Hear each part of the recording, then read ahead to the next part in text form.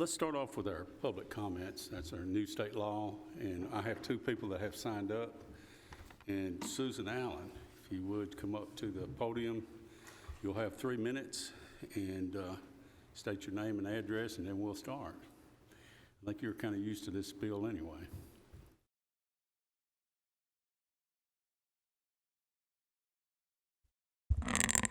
Good evening. It's good to see you all again. My name is Susan Allen. I live on Nelson Lane in Murfreesboro. At a recent Republic open house, one of their storyboards proclaimed, quote, "There is no trash crisis. Expanding Middle Point is the answer." Well, from the feedback the Rutherford Neighborhood Alliance has been getting and continuing to hear, that's not the solution because of the nuisance it has become and the history of changing promises. If you and your constituents are not okay with being forced into allowing Republic to expand into the County V and continuing to take garbage for another 35 to 40 years, which is what they want, then you need to vote for the transfer station bond to put the county back in control rather than allowing a $47 billion company to call the shots. The timeline for the point at which the landfill will be full, whether it's 2 years or 5 years, simply means Rutherford County needs to have another option now to dispose of our garbage. You've spent years looking for an answer for what to do. The transfer station planning has started, and it is the best option right now. The advantages of a transfer station in securing an end destination for our solid waste are that, one, we will be ahead of the game for the inevitable day when Davidson and other counties are scrambling to find a place to send their solid waste. Two, building a transfer station now will avoid the inevitable increases in construction costs that always occur. Three, funding for the transfer station will ensure that the residents of Rutherford County have an alternative to having Trash Mountain continue to grow. Republic is advocating for expansion, but remember, the residents of Rutherford County do not want the landfill here. If we don't have the transfer station, we won't be able to negotiate when it comes to the point at which we have no solution to what to do but allow them to expand, which would mean 35 to 40 years of literally being dumped on. Please vote in favor of the transfer station bond issue tonight, and if for no other reason, to have this debated by the full county commission representing all the citizens of Rutherford County. Thank you. Okay, our next speaker is Meredith Carmichael. Meredith, welcome.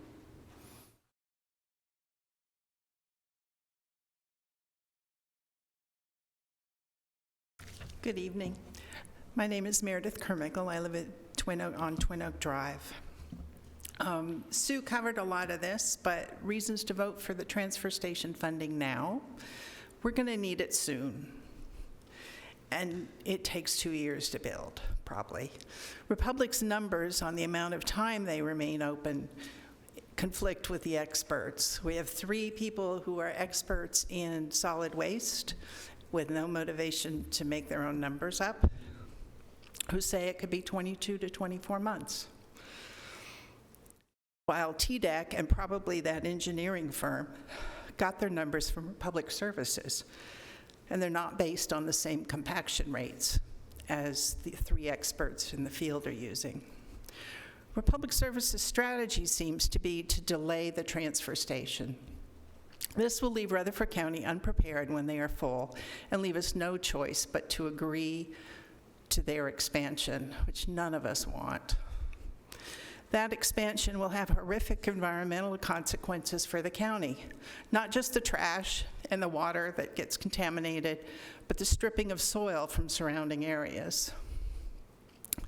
Another reason, it will cost more later, and later may not be soon enough, and it can bring income in the meantime. Some of you are concerned about transparency, saying the numbers aren't clear enough for you yet. But you're willing to believe what Republic Service says. They're not transparent either. The public can't access their water reports. We don't know what the special waste is that they bring in all the time and sometimes go over their limit until it's done and causing problems. They've denied that the landfill was the cause of the odor for years, and then finally, and at the same time telling us how much they've spent to fix it.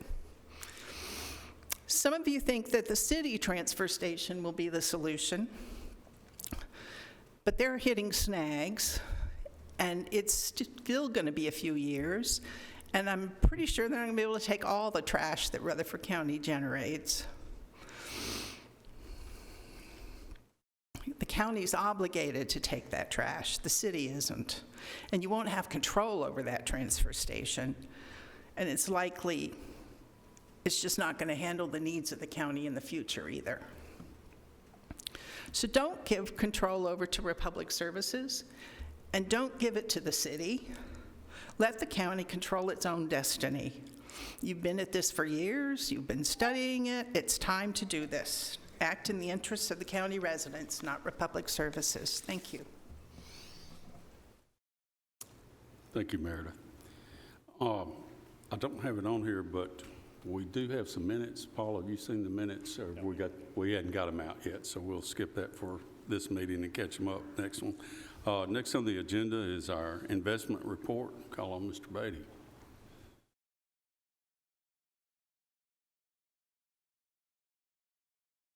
Thank you, sir. I'm Ted Beatty, the county trustee. Our banking funds are earning 4.95%. Our LGIP rate for the last month was 5.16%, and our money market funds were at 5.71%. We purchased one investment vehicle earlier this month, and that was at 6%. So that's the first time we've seen 6% in a very, very long time. So that's kind of what our rates are. Where'd you get that 6%? It was one of the agency bonds, a 2-year agency bond. It is callable, so if rates drop, it could be called, but the 6% is better than we're getting, so every day we keep it. And I think that will go on probably for at least several months, maybe to maturity. It's better than any other investment that we have. I agree. Thank you. Mr. Chairman, quick question. Average maturity? Do you happen to have? I don't see it right away, but. We have got a few that are 2 years and less, but most of ours is really still an overnight money. All of our banking, the money markets, all of that is liquid money. We've got about $50 million that's invested on a time, and it's going to be, the average maturity on that's probably just somewhere under a year. I couldn't give you exact, but it's somewhere under a year. Thank you. And as that will probably change as we see a peak in the rates, we will probably extend that out a little bit to take advantage of those rates. But the short-term rates have actually been better. The curve is inverted, as you know. So at this point, with rates rising and staying stable, we've been incentivized to stay short. But with the anticipation rates will drop in the next few months, we will stretch that out a little bit to maintain higher rates for a longer period. And would you happen to know, or maybe this is a Michael question, if I could ask, kind of the estimated interest rate that we're going to go out at with the bonds? I'm just trying to get a sense for the spread. I will say this, we had a county near us recently issue a bond. I believe it was $40 million, and I believe they were in the 3.7 range. But that was, I think, 2 days or 3 days before the last Fed funds hike. So we won't, I would assume that would go up a tad, but I would assume right around 4% is kind of what we're anticipating on a bond issuance, if that's your question. It is. I was just trying to get a sense for the spread. I figured there was some spread in there. At this point, that's a 20-year note, but to be honest, I think that Fed funds increase was probably already cooked in, so I think that's probably still, for today's market, fairly decent. Would you agree with that, Michael? Yes. I think that was anticipated. Yes, sir. Mr. Piercy. The other night on Public Works, we were discussing the bond issue for the transfer station for $20 million. If that comes through and is passed, would it be possible to put half of that money on an interest drawing account for a year till it's needed? Because we most likely won't need the full amount all at once. We would do that, yes, sir. We do that. We just, at this point, the only thing we have to watch, there's some because we borrow tax-free, or those people who buy our bonds, there's a tax advantage to buying those. We have what's called an arbitrage calculation, where if we make money on those and don't spend them down under certain marks, then we would actually have to pay some tax back to the IRS. So that's the only caveat to that, but we monitor that, but we still do, those bond funds are invested. Thank you. Yes, sir. Any other questions for Mr. Beatty? Make a motion to approve, Mr. Chairman. I have a motion and a second. Second. Any discussion? All in favor signify by saying aye. Aye. Any opposed? Motion carries. Thank you, Mr. Beatty. Okay, next is our fund condition report. Michael will be giving that for us. So I'm going to touch on how we ended the year in June a little bit, and then I'm also going to touch on kind of how we started July, kind of jump back and forth between those two. I do want to point out, you do have a June end-of-year revenue report. You do not have a revenue report for July because we've only collected 0.5% of our revenues, because most of our revenues we get in July are allocated to the previous fiscal year. So there would have been nothing to show for that, so that's why you don't have that report. But I'll cover a couple things. So far, we are up in our adequate facilities tax right around 8% or a little higher. That does fluctuate a little bit from month to month, but for the year, we were up 8.52%. The sales tax for the entire 12-month period of FY23, we were up 6.11%. However, I will note that the sales tax we collected in July was negative almost 2.5% year over year. So that has went down almost every month since we started the year. The sales tax we collected in June was a 0.96% increase, and then what we collected in July was actually negative 2.5%. So I'd just keep that in mind as we go forward. We are trying to be conservative on that approach. We did end up collecting over 98% of property taxes for the 22 tax roll, which would have been allocated for the FY23 fiscal year. So that is also good news. And our hotel motel tax has still increased even after COVID, so we are up almost 14% on hotel motel tax.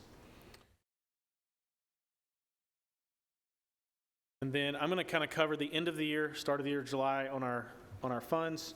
I will say we ended the year a tad better than what we anticipated, but really a lot of that is due to the investment income that we received.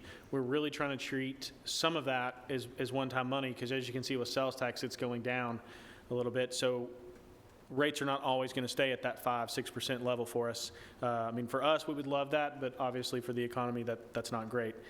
So we did end a little better than what we thought, but a lot of that has contributed to that investment income, especially those last 3 months of the fiscal year when interest rates really got above 5% for us. And with that, I'll take any questions. Paul, Mr. Chairman, Michael, I have one question. This free tax, sales tax thing, give us a little update on the overall effect of that. So when you're talking about those sales tax holiday, whether it be the back to schools or the grocery tax holiday that we're under, that is the state's portion that they are foregoing, not our local portion. So we still get our 2.75% local portion. So they're foregoing a portion on the state side. Thank you very much. Motion to approve. I have a motion to approve and a second. Any further discussion? All in favor signify by saying aye. Aye.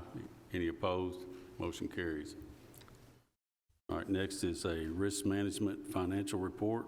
Mr. Elam, yep.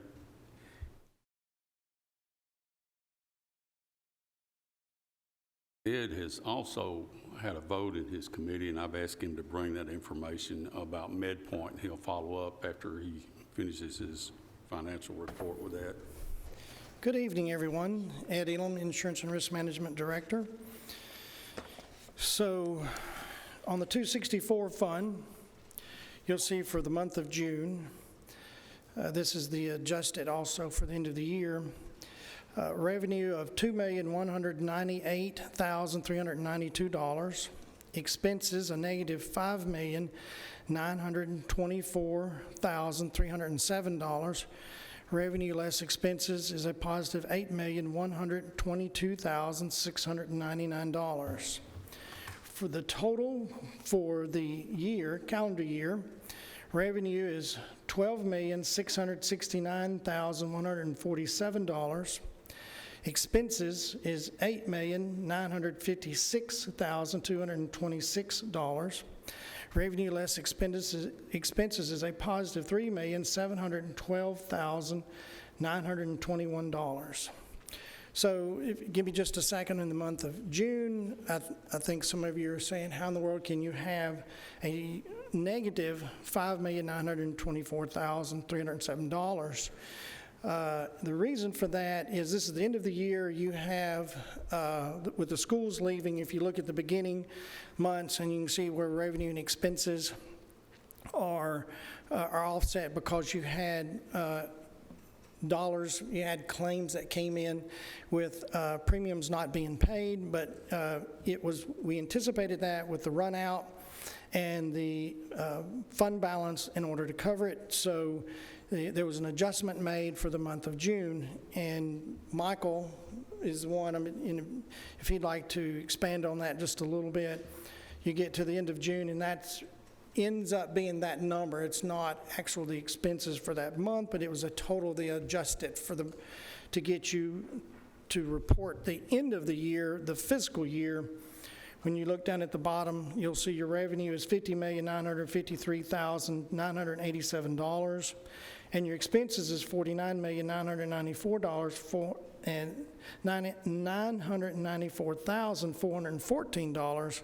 Revenue less expenses is a positive $956,573. So that to get you to the end of the adjusted year. So I don't know if Michael had anything else he wanted to say on it. So that's your adjustment for June. Then if you go to July 2023 calendar, you look at the revenue at $1,679,451. Expenses, you'll see $1,939,421. Revenue less expenses for the month of July is $259,970. Revenue less expenses, you'll see a total of $14,348,598. Expenses, you'll see $10,895,647. And then for the fiscal year for July, it's the same as your monthly total. So that's the 264 fund. When you get to the 266 fund, for the month of June, you have workers' comp $2,655.21, OJI $36,747.40, for a total of $39,402.61. That's the month of June. Month of July numbers, the Finance Office has provided that for us. The problem we have is that our TPA is trying to sort out between workers' comp and OJI, and we haven't been able to get that separation of numbers yet.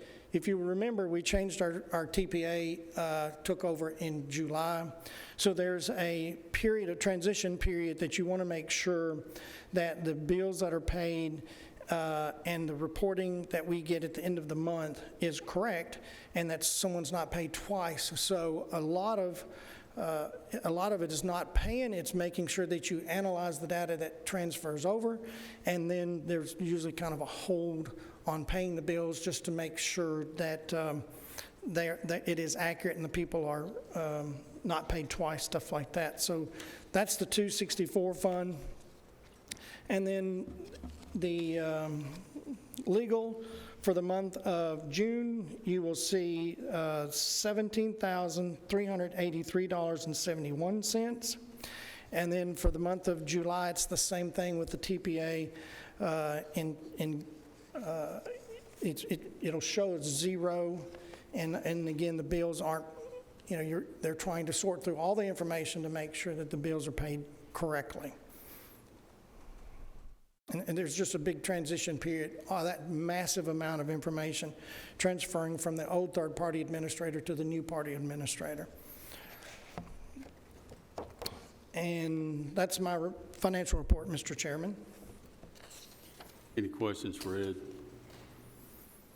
Not, I'll entertain a motion. Motion to approve. Motion to approve. Second. Second. Any discussion? We can call roll on, or not call roll on this one. All in favor signify by saying aye. Aye. Any opposed? Motion carries. Okay, so Mr. Chairman, coming out of the Insurance and Risk Management Committee, there was a recommendation on the MedPoint clinics. The contract runs, 3-year term, and the end of the 3-year term was August 31st, 2023. And then there was a 1-year automatic renewal. There's 2 1-year automatic renewals. So it was decided by the insurance committee, because of the plan year, people may have selected a particular plan due to having the clinics, that the recommendation from the committee was to end the MedPoint contract December 31st. And the reason why it's important to come to you now is because in our contract, we have to give a 120-day notice to let them know that we are ending the contract with MedPoint clinics, which would actually terminate the use of the clinics. The utilization in the Insurance and Risk Management Committee was discussed. Our utilization is nowhere close to what it's supposed to be. The budget for those clinics is about, that we have in our estimates, is about $525,000, the cost of those clinics. So let me make sure I'm clear. Just because you might end the contract with MedPoint Clinic, it doesn't mean that it's going to be a savings of $525,000. What it'll be is those claims that you'd have in the clinics would now move over to some other walk-in clinic, and so you're not going to see I want to make sure you understand with that budget, you're not going to see a $525,000. It pretty much would be a wash. But I wanted to come before the committee, make you aware of it. And I think after talking with Michael, I think the recommendation was just to come out of this clinic to move on to this committee is to move on to the full commission, just a recommendation, pass along the insurance committee's recommendation to terminate the contract as of December 31st, which would end the clinics. How many clinics are there now open? There's only one. Now, going back to when the clinics originally opened up, there was multiple clinics scattered out throughout the county. And of course, you had the schools involved at that time, so you had better utilization, and they were more available in different locations. Now you've got one, and we tried it to see what the utilization would be with the clinics once the schools left, and now we're looking at that. There's just not the utilization and the cost. There's a very good chance that due to people from Laverne, Smyrna, very doubtful they're going to drive all the way to Murfreesboro, go through all the traffic to get to one of our clinics here and pass up clinics that they have there. And so with just one clinic, we feel like that there's some other options that we can look at to where it would be a utilization for all the members regardless of where you're located in the county. Any questions for Ed or further discussion on this MedPoint clinic? Entertain a motion then. Motion to approve. Okay, a motion to approve the recommendations from Risk Management Committee. And a second. Any further discussion? We are talking about some money here. Call roll, please, Mark. Commissioner Johnson, Yes. Commissioner Piercy, Yes. Commissioner Srinio, Yes. Commissioner Gooch, Yes. Commissioner Harris, Yes. Commissioner Urban, Yes. Commissioner P. Yes. Motion carries then. Thank you. Have a good evening. All right. Next on the agenda is a general fund budget amendment for PAWS. Mr. Gregory.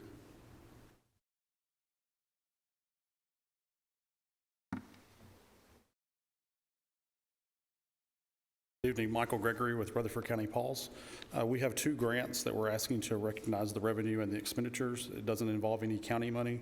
The first one is for the Animal Friendly Grant through the state of Tennessee, and the second one is from Petco Love.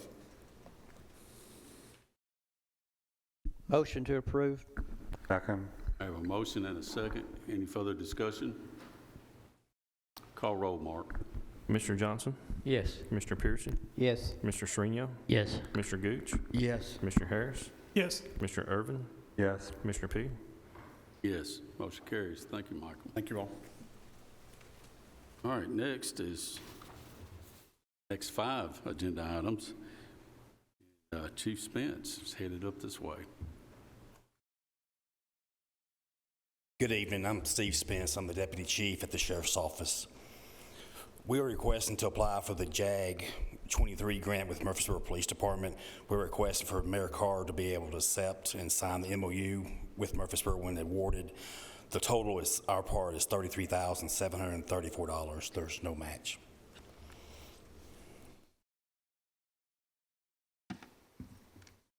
Any questions for Chief Spence? Not, I'll entertain a motion on this one. I so move. Commissioner Chanto makes a motion. Second. 2 seconds. Any other discussion? Quick question, what exactly is this, just so we have a little more It's detail? the Edward Byron Memorial Justice Assistant Grant. We've been applying for it for several years now. The money's based on the formula. The city applies for it, and they get a little bit more percentage, and we just split the money to buy equipment at the Sheriff's Office. Thank you. Any other discussion? Call roll, Mark. Commissioner Johnson, Yes. Commissioner Piercy, Yes. Commissioner Srinio, Yes. Commissioner Gooch, Yes. Commissioner Harris, Commissioner Urban, Yes. Commissioner P. Yes, motion carries. Something I want to mention before Chief Spence goes on. We asked, they had made a request since these grants came in after public safety met. I've told them in the past, you know, as long as they get with public safety and those folks are okay, which is what they've exactly done, we would be giving up basically free money that these grants are offering, and it's several $1,000. When I say thousand, there's one that's 50. Anyway, that's why we're seeing this without public safety. You haven't seen it, but the public safety members are aware that this was coming forward. Thank you, Mr. Spence. Thank you. We were requesting to apply for the State of Tennessee Corrections Institute grant. There's no match, and we're applying for a maximum of $15,000. The funds will be used to buy training equipment for detention deputies. There's no match. Motion to approve. We have a motion and a second. Further discussion? Call roll again, Mark. Commissioner Johnson, Yes. Piercy, Yes. Commissioner Srinio, Yes. Commissioner Gooch, Commissioner Harris, Commissioner Urban, Yes. Commissioner P. Yes, motion carries. Please continue. We are requesting to apply for the Tennessee Administrative Office of the Courtroom Security Grant. We're applying for $54,000. If approved, we're going to use the money to upgrade the existing cameras at the courthouse. There's no match. To approve. Motion to approve. Second. We have a motion and a second. Any further discussion? Call roll, Mark. Commissioner Johnson, Yes. Commissioner Piercy, Yes. Commissioner Srinio, Yes. Commissioner Gooch, Yes. Commissioner Harris, Yes. Commissioner Urban, Yes. Commissioner P. Yes, motion carries. Please continue. Thank you. We're requesting to participate in 2 grants the Tennessee Law Enforcement Training Academy have been awarded, and they're sharing the funds with law enforcement across the state.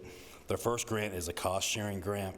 The purpose of this grant is to give funds to agencies for costs related to training of officers while they attend the academy.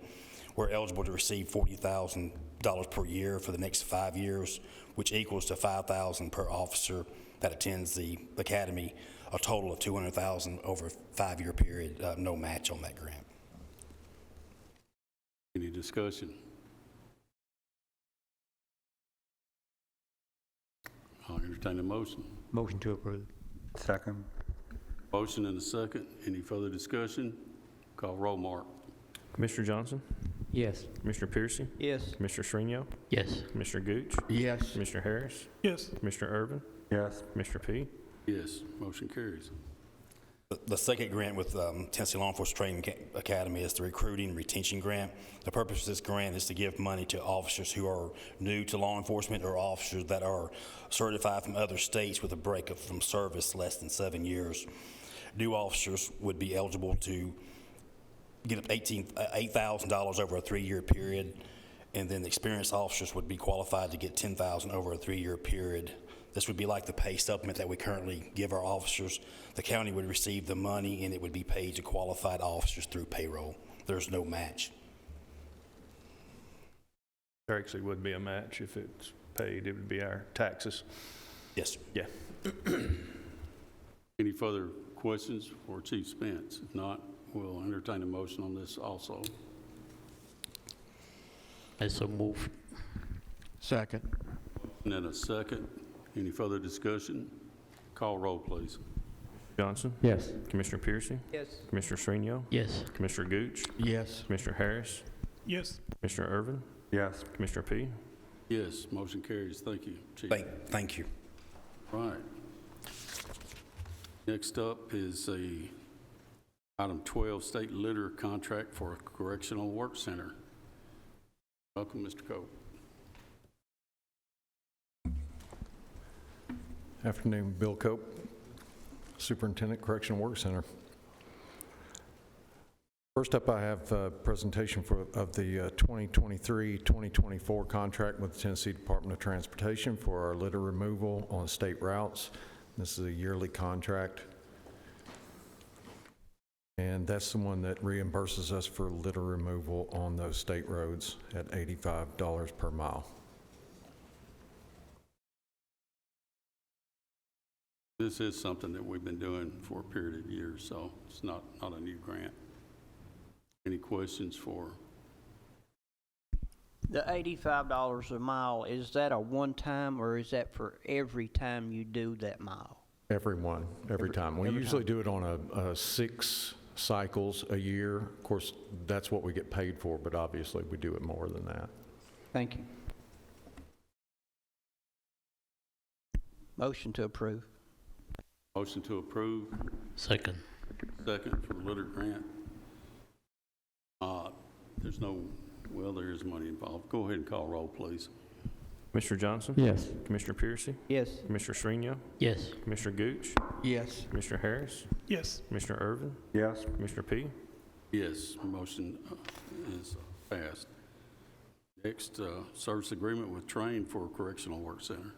Yes, sir. The next is a presentation of the service agreement with Trane. Term of agreement is 5 years, and that's beginning November 1st, 2023, at a total cost of $15,002. And I think it's only increased in the last several years. This will be the first increase, and that's $495 a year. And that's for our service agreement on our HVAC system. That's a total amount, or is that the increased amount? The increase, $495 a year. The total is $15,002. Okay. Any questions on this service agreement grant? Motion to approve. Mr. Irvin moves. And second, Commissioner Johnson. Thank you. Further discussion? Call roll, Mark. Commissioner Johnson? Yes. Commissioner Piercy? Yes. Commissioner Srinion? Yes. Commissioner Gooch? Yes. Mr. Harris? Yes. Mr. Irvin? Yes. Commissioner P? Yes, motion carries. Thank you, Bill. Thank you all. Okay, the next two are applications, 14, application for the Tennessee State Library and Archives grant. And John Lodell would normally be presenting this. He had some kind of a family commitment, wasn't able to make it. Michael, would you cover these, please? So the first one, number 14, is application to apply for the State Library and Archives grant. That would be $5,000 to purchase, if awarded to purchase, boxes and folders to preserve and permanently rehouse a collection of wills from 1950 to 1990s from the county clerk's office. This is no match. That's correct. Both of these, 14 and 15, are both no-match grants. That's number 14. Take these together, or do we need to separate? Either ones, we have them separate, but we can vote together. It's fine as well. Hear anything from the, let's take them together unless I hear a rejection. Go ahead and cover the second one. Okay, the second one is an application to apply for a grant with the Tennessee State Museum. That would be for up to $50,000 to upgrade air units in the historic courthouse that operate in the museum space down there to better preserve the artifacts and items that we have on display in the museum. Any questions for Michael? We don't have a whole lot of information. We can request Mr. Lodell come to the commission meeting if anybody does have some further questions on these. But hearing none, I will entertain a motion for both these grants. So moved. Have a motion to approve. Second. Second. Commissioner Sereno. Any further discussion? Call roll, Mark. Commissioner Johnson? Yes. Commissioner Piercy? Yes. Commissioner Srinion? Yes. Commissioner Gooch? Yes. Commissioner Harris? Yes. Commissioner Irvin? Yes. Commissioner P? Yes, motion carries. The next four items, Michael will be covering for us. And 16, I'll let you just go ahead and start, Michael. Okay, so we'll focus on 16 and 17. They kind of go together. But number 16 is our initial resolution for a government obligation bond for the Buchanan Road Epps Mill project. And if y'all remember, I think this was several months ago, the commission approved a contract with the state. We have funded a little over $300,000 for the architectural and design, and this is us going to the bond market for our remaining portion of that project, which would be $6 million. So, like I said, number 16 is the initial resolution. Number 17, when we get down to it, is the detailed resolution, and you're going to notice that also includes the schools bonds for the 3 high schools for $154 million. I want to point out one thing on the initial resolutions, because I know it's a lot to read, but you'll notice that it's for $6.125 million. That is not to exceed that amount, but that's to cover the issuance cost of that.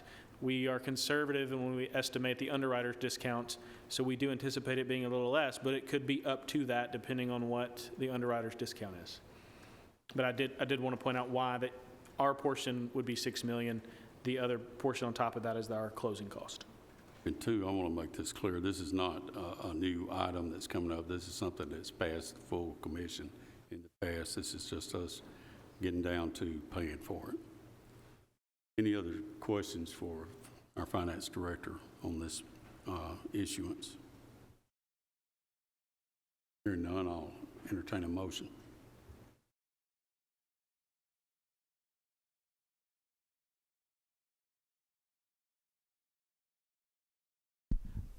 Nobody will make the motion, but I will. I appreciate that, Commissioner. Second. And a second. This is, like I said, this is something that's already passed the full commission. This is us getting down to brass tacks and paying the bill. Okay, I have a motion and a second. Any further discussion? Hearing none, call roll, Mark. Commissioner Johnson? Yes. Commissioner Piercy? Commissioner Srinion? Yes. Commissioner Gooch? Yes. Commissioner Harris? Yes. Commissioner Irvin? Yes. Commissioner P? Yes, motion carries. Okay, now to 17. Okay, now 17 is going to be our detailed resolution, and this is going to include both the high school additions and the Buchanan-Epps Mill Road project as well. And I should have added on number 16 and 17, we both anticipated the borrowing for both of these items with the budget that we passed a month ago, or almost a month and a half ago now. So these are budgeted in our debt service capacity to allocate for these. But like I said, number 17 is going to include the $154 million for the school additions plus the $6 million for the Epps Mill Road project. That item will go to the full commission. Will the first one also go back to the full commission, or need for that? I know 17 goes. I'm not sure if 16 goes. Yes. I think 16 will need to go, Yes, they will. Okay, so that'll be on our agenda Thursday, these pass, but Yes, the other thing I will add, if this does pass full commission, because we're including county projects, an advertisement will have to go in the newspaper specifically for these items. There's a 20-day protest period that will have to be observed. So after that, then we start the actual bond issuing, the rating process during all that time. We would not get the actual funds for this until approximately the first week of October. okay, again, these are items that we have voted on and passed. The school additions, of course, the Epps-Mill project we just discussed. Is there any further discussion on these two items? I'll Johnson, make that motion. motion to approve. Second. A second, Commissioner Sereno. Any further discussion? Call roll, Mark. Commissioner Johnson, Yes. Commissioner Piercy, Yes. Commissioner Shrino, Yes. Commissioner Gooch, Yes. Commissioner Harris, Commissioner Irvin, Yes. Commissioner P. Yes, motion carries. Next up is item 20, I believe it's 18. 18. 18, I'm sorry. So item 18 is what was forwarded to us from the Public Works Committee. I believe that was Tuesday night. And this would be the initial resolution for a transfer station. And one thing I want to add before, to add a little discussion to this, when all of these three, if we go to the bond market, whether it's two of the items that were just passed or this, will be one debt issuance. We're not going to issue 3 bonds or 2 bonds. I just want to clarify, it will be one issuance because of the legal ramifications and because these are county projects, they had to have an initial resolution here. That's why you saw the initial resolution and then combined with the schools on that detailed resolution. But I just wanted to clarify, we will have one bond issuance, not 2 or 3. Okay, do we have any questions about the waste transfer station bond? Mayor, would you like to speak, or anyone else? Recognize you. So everybody should have a Rutherford County transfer proposal sheet on your desk that I was handed out. It was emailed and then subsequently passed out. This is a result of a conversation at the Public Works meeting where this passed out 6-1. One of the questions raised by a couple of the committee members was, is there a detailed analysis of the operating budget of the proposed transfer station? So yes, we had one. We didn't provide it in that particular committee meeting. So we have forwarded that on to the Public Works Committee, and then we forwarded it on to this committee as well. And you should have a hard copy on your desk. And I'll be glad to entertain questions. The committee, Public Works, well, excuse me, I'll recognize it. Chairman Harris. Is it okay, Mr. Chairman, if we could have Bishop come up as well? 'Cause I think him and the mayor talk a lot, so it'd be good to have both, See Bishop. if that's okay. Oh, he is back there. I'll entertain a motion from the committee. Is it okay with y'all if bring Bishop up? Shouldn't we do that in discussion? Motion's made. We are discussing. Well, I mean, are you making a motion to suspend the rules and let him talk? You can do that. Yes, I'd like to make a motion to suspend the rules. Do I hear a second? All right, second to suspend the rules. All in favor of suspending the rules signify by saying aye. Aye. Any opposed? Bishop, you're welcome to come up.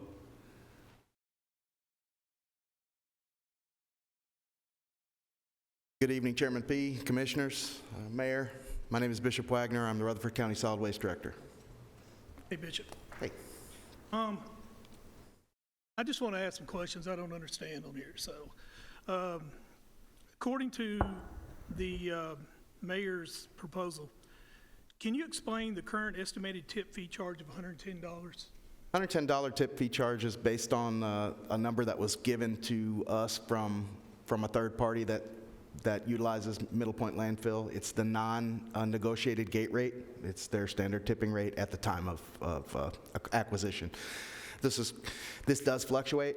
It can be dependent upon the day, but that's, to the best of our understanding, the gate rate that the third-party haulers are paying when they don't have a predetermined contract with Public Services.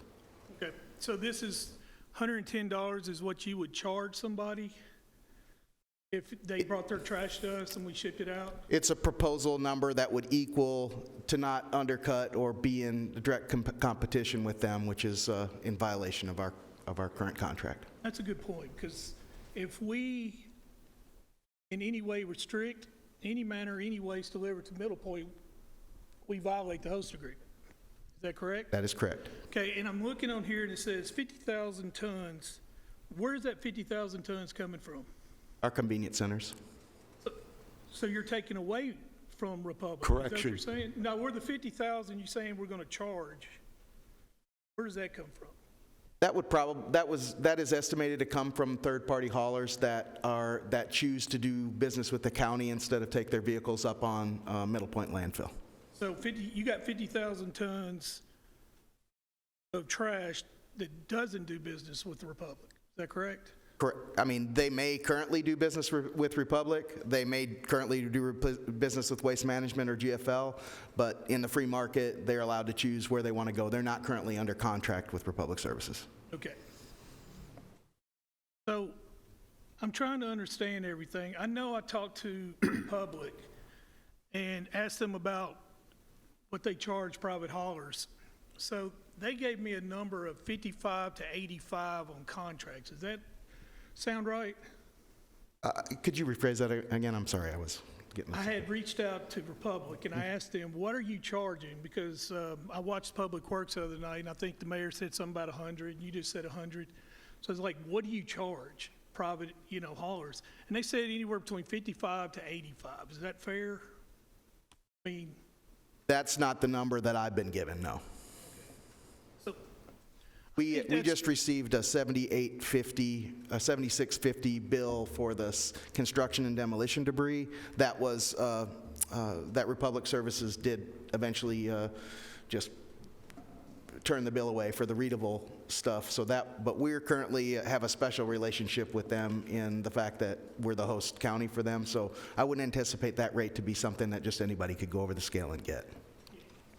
But I'm just telling you, they said 55 to 85 on certain private haulers. So They haven't told me that. They haven't told me that. But we don't have any reason to say it don't, right? We could say it either way. Okay, good. I'll take that.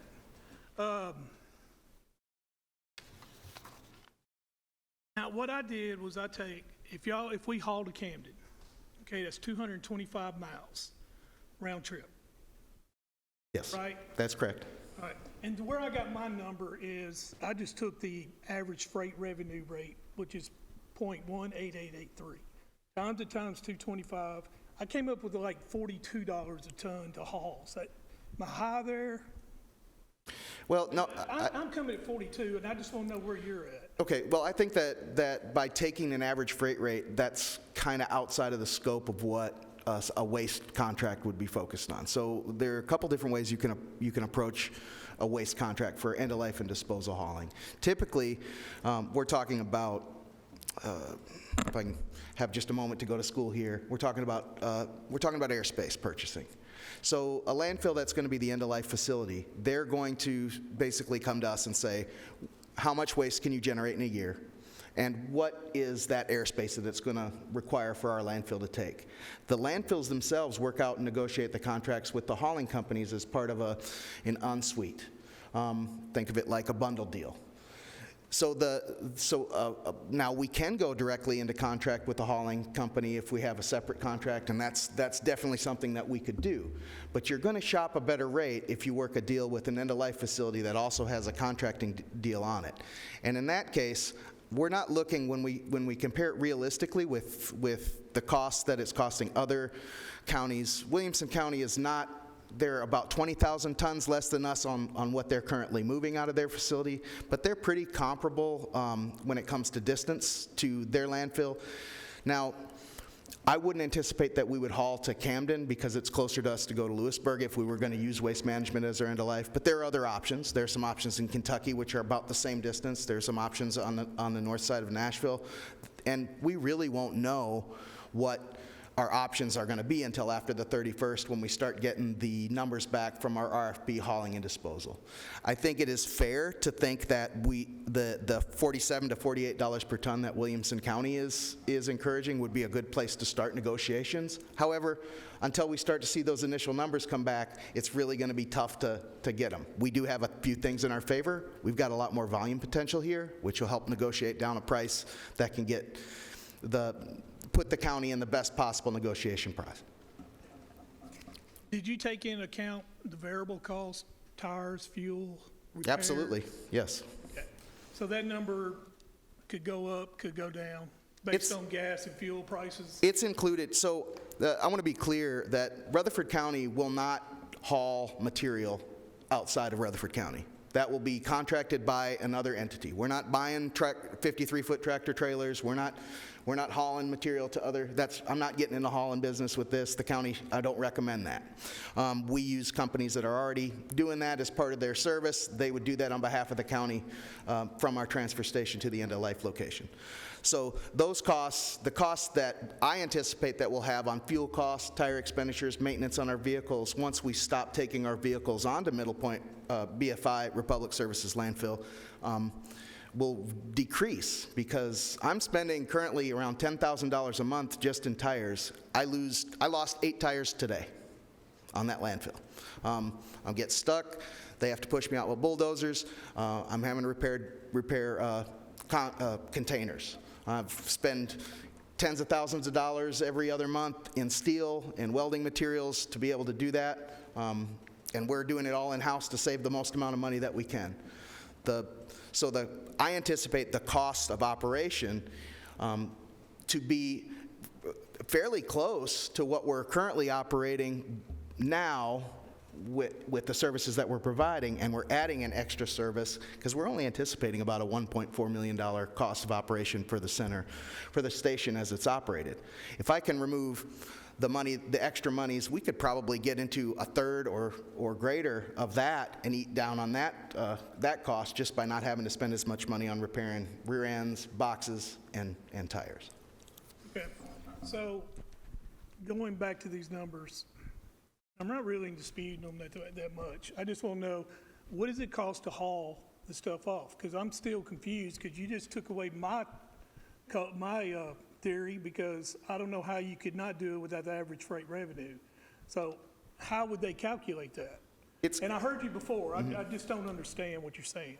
So, the difference between calculating average freight revenue for a hauling company like Yellow, of course I don't think they're around anymore, but if that was the company, they have to handle that because they have to cover the unknowns and the variabilities. In a contract like this, the hauling company is locked into that same airspace value that we're locked into. So every ton, every yard, every bit of material that goes onto their trucks for end-of-life disposal is included in the equation. It's guaranteed money for them. So they can negotiate a rate based on those variables. They have dedicated runs, so they know exactly what their fleet requirements are going to be. And I mean, let's face it, they're not having to keep the same kind of trucks up that some of these other ones, like refrigerated trucks or flat load trucks that have to get to do that, that do. The other thing is they do this. These companies are real particular and specific in a waste hauling company is a waste hauling company. And they get their efficiencies down to where they're able to get the best deal because it's a free market for them as well. So if in the world of hauling garbage, it's just a different animal than the world of long haul trucking and over the road trucking. Mr. Chairman, may I interject for just a second? You're recognized. Commissioner Harris is correct. The contracted rate to deposit trash at Middle Point is a reduced rate from the gate rate because it's contracted based on a volume amount. So the contracted rate of whether it was $55 or $85 a ton is based on the tonnage that that particular entity, hauler, or industry is committed to deposit at the landfill. The more tons you commit by contract to deposit at the landfill, typically the lower the contracted price. We're not talking about a contracted price. We're talking about a gate price. So there's 460,000, according to TDEC, there's 460,000 tons of waste produced in Rutherford County every year. Of that 460,000 tons, 300,000 tons goes to Middle Point landfill out of Rutherford County. So there's another 160,000 tons that are not going to Middle Point that are going somewhere else but outside the county. Or there is a considerable amount that's paying a gate rate. It's that gate rate, Commissioner Harris, that we're talking about that is, last time we checked, was at 110, which is a non-contracted price. So, Mayor, you're saying, so just, I want to make sure we're clear. All right, so what is your cost per ton to haul? We won't know that until August 31st. So, to be clear, we have a very good idea of what our cost will be per ton to haul and dispose. It will be, according to Mac Nolan, the Williamson County operator for the Williamson County Transfer Station, it's $47 to $48 per ton on a contracted rate of 32,000 tons per year. So they have contracted to remove 32,000 tons through their transfer station that is hauled, I believe, by MBI to Camden. It costs them $47 to $48 a ton. The reason there's a variance there is because it's to take for a fuel surcharge that would fluctuate. We decided to go conservative and say 50. When I spoke to Mr. Nolan about this, I said, do you think, how possible is it that we could facilitate through our transfer station or remove through our transfer station 50,000 tons a year in the first year? He said it would be very possible, but based on the available trash that is taken at the gate rate or already going outside the county. And I said, do you believe we can get a similar contracted rate of $47 to $48 a ton? Am I on the clock? Continue. We'll reset it. $47 to $48 a ton, and he said yes, because more likely you're going to go to the waste management facility in Cedar Ridge, which is in Marshall County. So we'll probably have to pay a tipping fee. You said $47? I'm sorry? How much is our tipping fee going to be? I don't think the tipping and the hauling together combined will be more than 50. I genuinely do not, but we will know on August 30th. And Mayor, you know, I don't want to go at you on the numbers. I think that's really low. I mean, my numbers come up to about 75, but, you know, I'm not going to. Well, and again, I'm not trying to argue with you. I'm just saying my numbers don't come anywhere near that, but I'm just, you know, I'm taking. And my numbers come from Mac Nolan in Williamson County. So that's where literally I didn't know what the number was going to be. I didn't do the freight analysis that you're talking about. I picked up the phone and I called Mac Nolan and I said, what is your current contract? They currently have a contract with Waste Management to go to Camden for 32,000 tons a year, $47 to $48 a ton. I said, can we get a similar rate? He said, absolutely, if not less. Okay, but they're also 100 miles shorter than us on a round trip. To Camden, but not to Lewisburg. Okay. And we will have considerably more volume to trade, so economies of scale would put us in a better negotiating position. I would like to say I'm not too comfortable talking about negotiating contracts while we still have an RFP out about values. I understand. I got you. Okay, let's go to leachate disposal. Explain that to us, if you don't mind. $40,000? Leachate disposal. Yeah. So as part of an operation of a transfer station or any solid waste facility, part of the business is we have to do a wash down and collect all of the leachate that's generated or juice that comes from the garbage. That has to be taken and treated. The that cost, currently we have a deal working with the city of Murfreesboro where they allow us to take it there. So this cost covers the vehicle maintenance, tires on the vehicle, the staff to get the vehicle out there, and wear and tear that's incurred therefore. So it's a pretty great deal, honestly, for leachate management when you can look at that cost, and other situations can be considerably higher. So we can work with the city. We are. Okay, all right. Now, the only thing else that I have is number where you expect to make, am I correct when I say this? Expect to make $700,000 first year? In the first year on 50,000 tons. That would be the net profit back to the county, which would of course go to the solid waste department and to offset their, I think it's $8-9 million budget.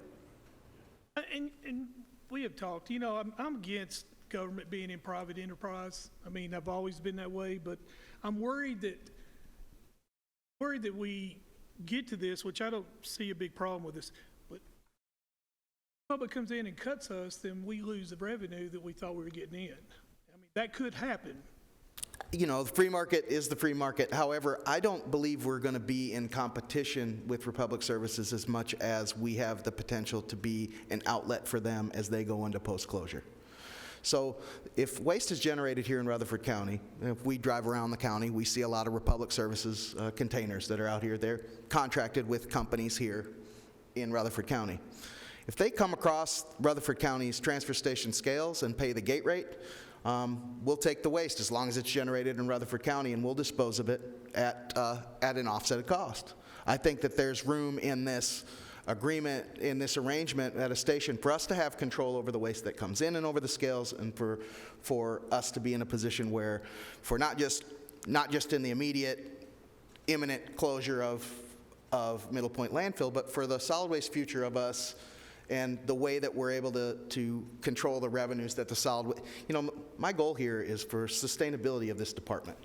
With our growth that we have going on, it's been exponential. The size of the county is shrinking. That situs money that funds this department is shrinking with it. As more Dollar Generals get annexed into the city, that's less revenue that comes to my department to be able to manage the waste. So when I walked into this office, my first, when I got a good look at the numbers of how we operate, one of the first things that I had to look at was what's going to be the best way for us to be able to grow and pay for the waste as it comes without having to go back to general fund and be a burden in that way. This is the model. This is the model that the private companies use. This is the model that other counties, even smaller than our size, use, and definitely every county that's larger than us uses. Chairman P., I have a bunch of questions, but I want other people to talk. So the only last question I have is, I'm concerned with the host agreement. I'm concerned that they will probably try to pull something and say we're taking from them and sue us. And, I think one of these ladies that spoke's talking about their billion-dollar company. They are. And, I don't want to get bullied by Republic at all. But they're going to come in there and try to say, hey, bitch, those haulers came to Middle Point, and you're now taking business away from us. So how do we police that? Bishop, let me answer that if you don't mind. Yes, sir. So that was, Commissioner, that was one of the very first questions that we had, was under no circumstances would we want to violate the host benefit agreement. So when we put this proposal together some 3 to 4 months ago, and it was just literally in its infancy stages, the very first thing I did was I got Eric Hennessy and Nick Christensen together, and I said, here's what we want to do. I need you to go through the host benefit agreement with a fine-tooth comb and make absolutely sure there is nothing in this that we're doing that in any way constitutes a violation of the host benefit agreement.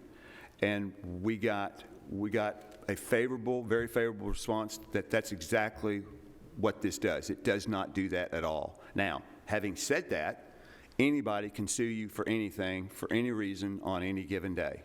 So obviously we can't predict what any individual or entity would do with regard to using litigation as a leverage to do something else. But both Mr. Christensen and Mr. Hennessy have assured me that this proposal and what we're trying to transact is on solid legal ground with regard to the host benefit agreement. And that's we started there. Hypothetical, Mayor.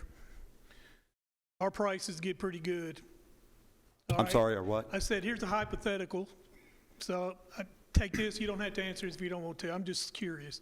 So a company's upset with Republic and wants to come to us. What do we do? How does that work? Their contract with Republic Services is between them and Republic Services. So as long as they're not contracted, even though they went to Republic, they can come to us and we can make money off them. As far as I understand the law concerning this host benefit agreement and what interfering with their business includes, it includes things like closing access to their road, advertising against them, saying, you know, don't come to them, come to us. It's not as it's not as us against them when it's out in the market. And like I said before, I think there's room here for Republic Services to work with the county and help the county achieve their goals as well. They don't stand anything when Middle Point landfill closes. They don't gain anything by having. They still have contracts that are here that'll have to be served, and they don't gain anything on having infrastructure with no landfill in Rutherford County to be able to service it. They don't have a landfill even as close as any of the one I mentioned in Kentucky, the Clarksville location, the Camden location, or the Lewisburg location, which are the closest landfills around. I mean, they're going to Alabama and Mississippi with their nearest loads. So it becomes a cost problem for them. And we've discussed timeliness and things in the past with this, and this is what it really all boils down to. Is we're coming to an end, whether it's 24 months, whether it's 54 months. We're coming to an end of this relationship, and I want us to be able to do it in a way that benefits the county to be able to make it sustainable. But I understand that we don't want to. I'm not leading with the chin here. I don't want to go in against a billion-dollar company and shake my fist. And I don't believe that our relationship with them is like that today. I know mine isn't with them. I hold them to accountability, but I have a good working relationship. We continue to take waste up there every day. And the other day when we got news about their donation of the readable funds, I was the first to shake Mr. Clausen's hand and thank him for doing that. But, you know, the county's wishes have been clear since day one that I've been here as far as what the citizens want is no expansion in the landfill. With that in mind, what are our options? And Mike Clausen has told me, good, we're glad for you to get your transfer station. They have no problem with us doing a transfer station because they see the benefit, I think, in the long run of having an ability for them to be able to work with us to get their loads that are generated here in the county out into another area. And yes, I don't think they could care less about a transfer station. Can I come back? I'll let other people talk. Hell, I won't give anybody else an opportunity. I've got a couple of questions myself. Commissioner Irvin, I see you. This might be a Michael question. What are our options? I mean, what's the effect if this thing were to make money, so to speak? And I'm not a big fan either of government being in business, but what does this do? Because right now it's sales tax mainly or something along those lines. It's a situs tax, so we're a portion of the county-derived sales tax. Okay. So what are our options with respect to that? If revenue exceeds expenses, I'll say it that way. What are our options with respect to those funds? Yes, so we would end up at some point, if this plan were to go through, we would probably have to look at creating an enterprise fund. There are several other counties around us that have those that make, I hate to call it a profit, that revenues exceed expenditures. and they have an enterprise solid waste fund, and that is very normal.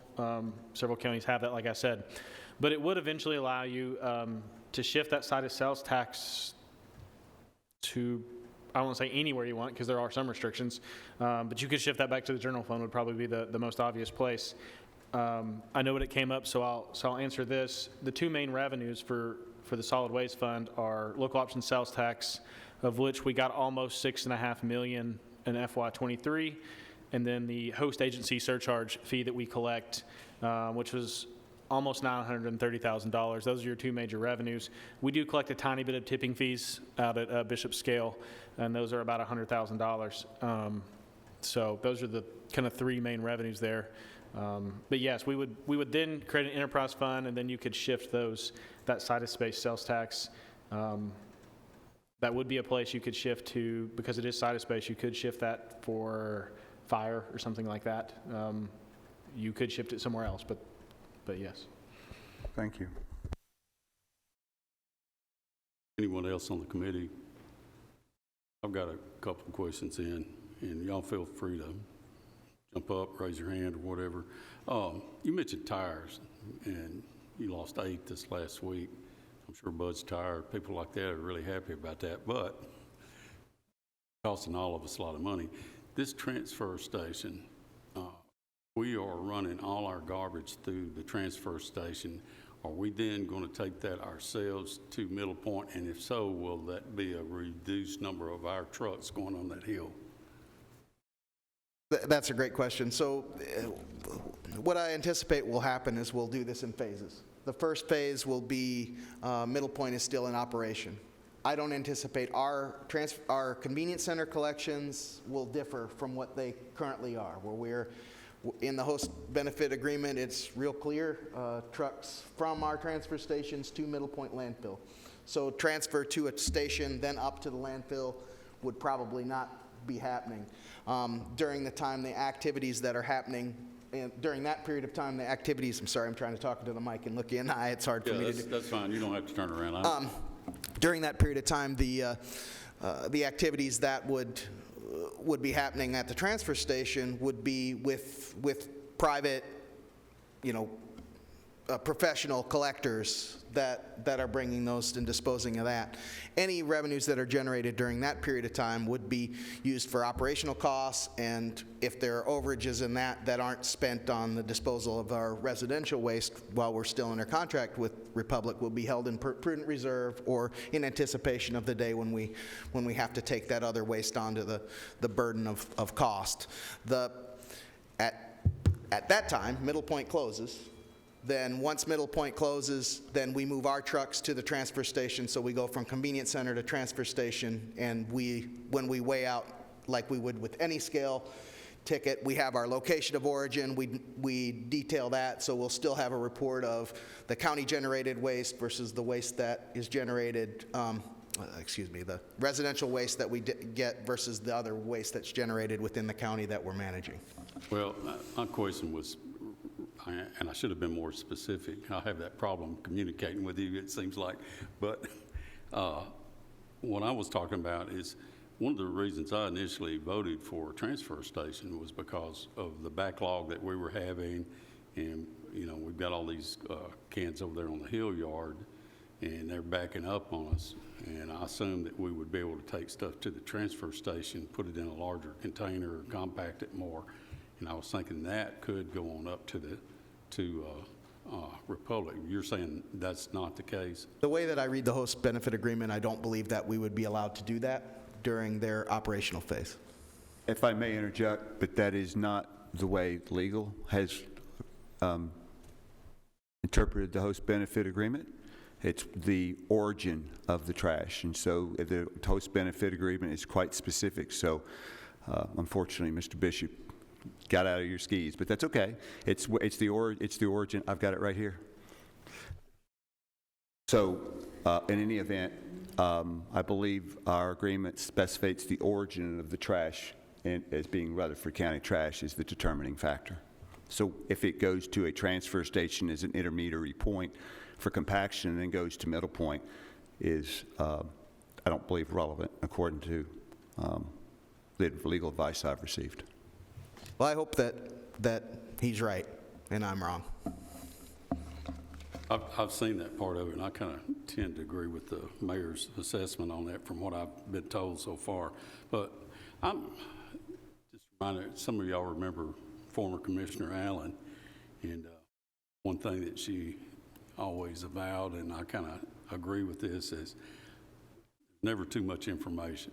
And I'm on Public Works. That vote 6-1, I was the one that said no. And that's because I want and wanted more information. I'm getting some of it. You know, the finances, I'm getting more of that. You know, I wanted to know where those numbers were generated from. I'd seen the numbers, but I didn't know, you know, I hadn't vetted them. You know, it's part of the discussion you and I had. Hey, I get with Michael. Michael's looked at them. He says the numbers are good, depending on the information that's generating those numbers. But again, there's pros and cons to that. And let me finish my thought, and then I'll come back to you. I'm not trying to convince anybody or twist anybody's arm here. I'm just telling you where I'm coming from and how I look at this. One is knowing exactly what this cost us and what we're going to get out of it. That was the main thing that I wanted to know. And then two, I've been getting some conflicting information that Murfreesboro City is planning on building a transfer station, and the fact that they say, hey, we can use it like it's ours. Now, I don't know what that means, and I'm paraphrasing. That's not a good way to put that. But I think that the more information that I've got, I can make a more informed decision. But having said that, I'm going to throw everything out there. I'd like to have come to Public Works from Murfreesboro City and say exactly what they were proposing by letting us use that station or a transfer station on their property. Now, the reason I say that, it might not do us a bit of good if it's over across town where they're proposing off Butler Drive, I think's the general area. That may not help us. We would have to have control of what's coming in, what we're shipping out. So, you know, how would that work with them and what they're doing? And, you know, I'd have to hear all that. And that's why I'm having a difficult time making these decisions. One last thing I want to mention, and I'll turn it back over to the mayor right quick, is I want to look at all sides of this. Now, the downside of saying no to this right now is the bond issuance that's coming up. And I've talked to Michael and to see if we could put our bond issuance off. We cannot put our bond issuance off for the schools and the Buchanan Road right now. If we do, we're going to be running way too close on our money, our revenues, and cash flow. So we're going to need to go ahead and do that bond issuance. It will probably save us some money if we do the bond issuance and include the transfer station. However, we do not have to do the transfer station in this bond issuance. We can do it later, but we may get a better rate now versus doing it later. So that's something, like I said, I'm not trying to twist anybody's arms. I'm just telling you the things that I'm struggling with, trying to make a decision on this myself. Now, Mayor, you had a comment you wanted to make, please. I just wanted to read the contract so there's no misunderstanding. Section 1, host benefit agreements, item A. JPL agrees to provide disposal at the Middle Point landfill, which is a Class 1 landfill, during the term of this agreement commencing July 1, 1995 for the municipal solid waste generated at residents within the county, except residents within the city of Murfreesboro, Tennessee, and taken to the county convenience centers by such county residents and delivered to Middle Point landfill by the county. Such waste is hereinafter referred to as county residential waste. The county shall not have to pay JPL any disposal fees. I stand corrected. In that, I see where we could take the material to a transfer station, load it into a truck, and have that truck go up there without it being in violation. Thank you, Mayor. Would that help us with the tire situation I had my question starting off with? Yes, that would help us immediately. Gooch, Chairman Gooch, excuse me. If you're done, I have two kind of areas of questions. So on this document, the total operational cost, estimated cost of just a transfer station is $750,000. Yes, that's correct. Okay, and then an estimated first-year operation, if we have $50,000 of commercial ton waste, then we would have conveniently a $750,000 profit. Define profit. How are we making the money? How are we drawing revenue from this? And I just want to make sure I'm on the same page of what profit is.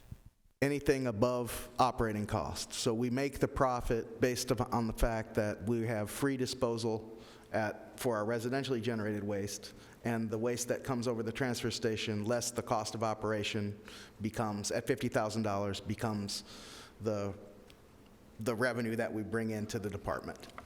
So the revenue would be more in line of $1.5 million. The revenue, so we will be in the black 750. The revenue is 1.5. Yes. Okay, and just explain to me so I can have a good understanding is how are we making revenue from the transfer station? Because the gate rate that we charge the commercial customers will be higher than the cost that we are charged to dispose. And so the charge to dispose roughly could be, and you said it could fluctuate, is around 110? No. No. The cost at the gate rate that we charge is If I proposed. may, if you bring 1 ton of trash, Commissioner Gooch, to the transportation station as a independent commercial hauler, you have 1 ton of trash. The gate rate currently at Republic is 110. Right. The Rutherford County Transfer Station will charge you $110 to drop that trash as a commercial hauler to our transfer station. That same ton of trash will cost us $50 to haul and dispose by contract. So the difference between 50 and 110 is 60. That is the gross profit without operating costs. That's the gross profit. That's sale less cost of goods. So now we have operating cost and bond service debt. So the operating costs to operate the transfer station for 50 to 150,000 tons is $750,000 a year. Then we have the bond service debt, which is less than $1.5 million a year. So we have, including the operating costs and the bond service debt, a total cost to operate the transfer station of $2.25 million. We need approximately 40,000 tons to break even. 40,000 tons to break even. I believe so. I'll check the math, but I think that's right.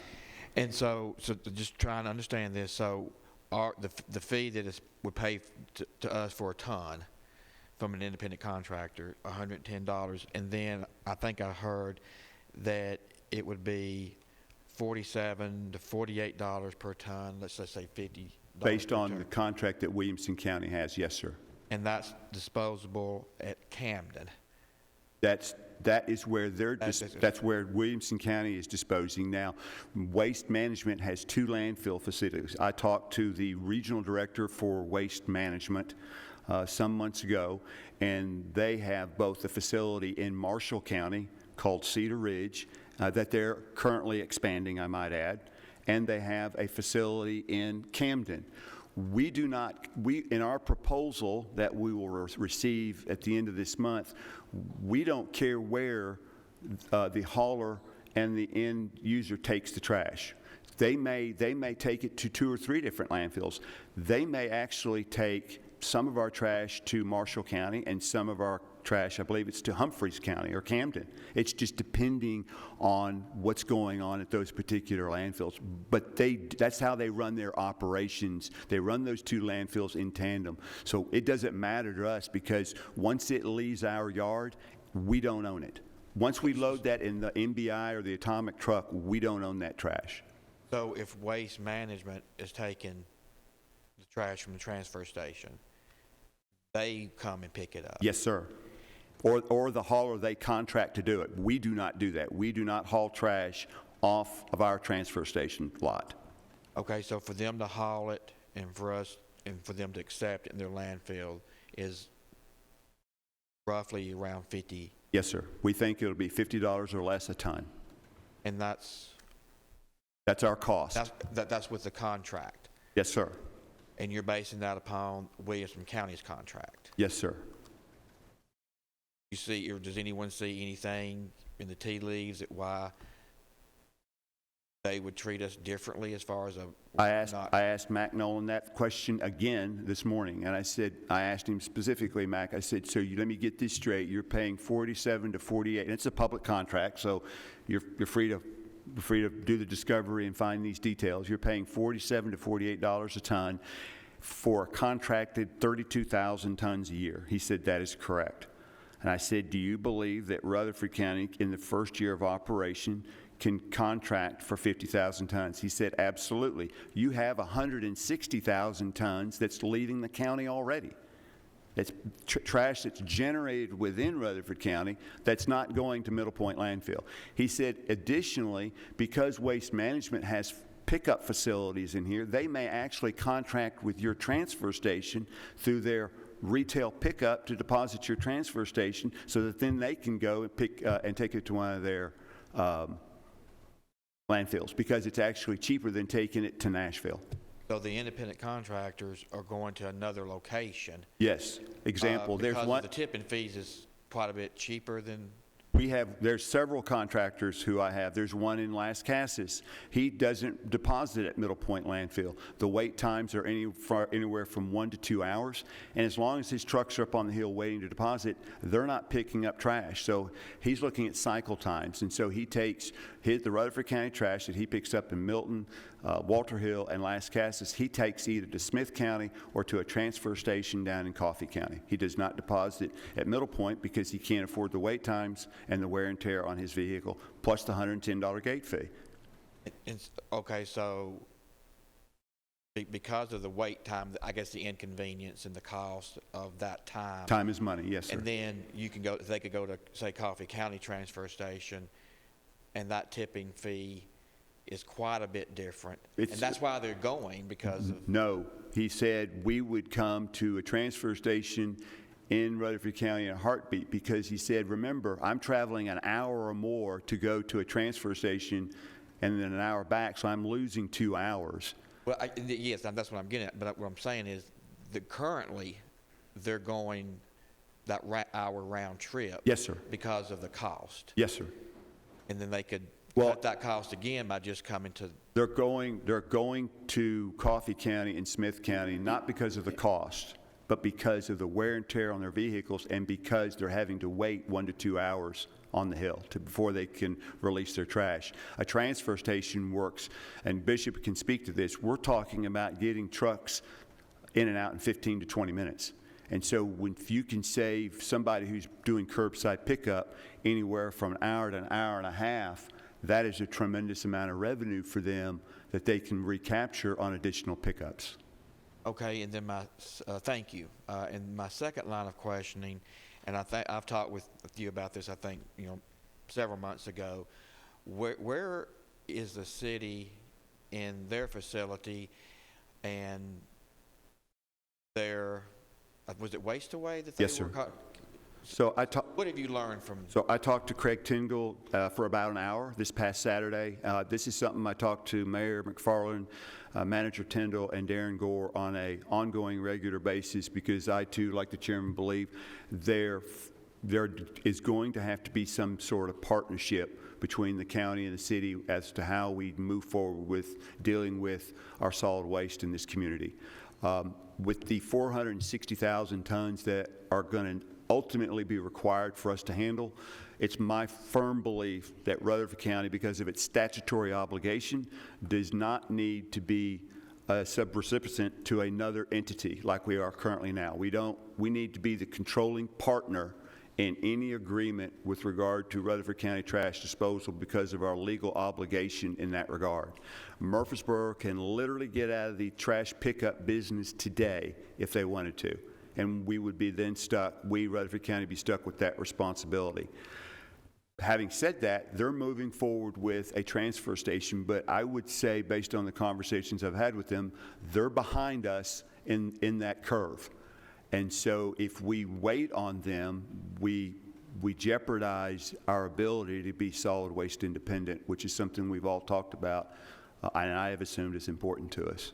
So while we're going to partner together, there's great opportunity for a need for a transfer station in the southern part of the county on Butler Drive and one in Walter Hill.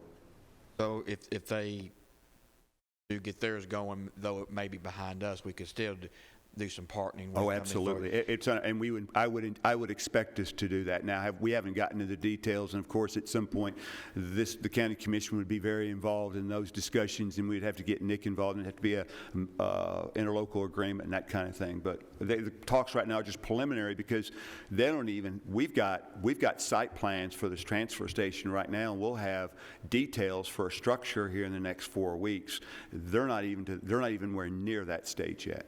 Have we done the environmental study? Yes. That's completed? Yes. So we have the site plan. We're ready to go. We will be ready to go to bid on a site work by the 1st of the month of September. Okay, just one more understanding, because I think you brought this up, and I wanted to clarify from my understanding. So the county basically is an extension of the state. That's correct. And the state has charged the county with trash collection and disposal. That's correct. And the city has no obligation whatsoever. That's correct. Example, Murfreesboro chooses by ordinance to do trash pickup. Smyrna and Laverne do not. Neither does Eagleville. And that's because they've chosen not to. It's a service that Murfreesboro City has chosen to provide those residents. But just like they chose to do it, they can also choose not to do it. And that's what I see on my water bill. That $9.50, $7.50. I take my trash to the convenience center, and I have a well. Well, I pay the taxi. Okay, I'm going to yield my time. I may come back, but thank you for those questions, answers, and clarification. Commissioner Harris.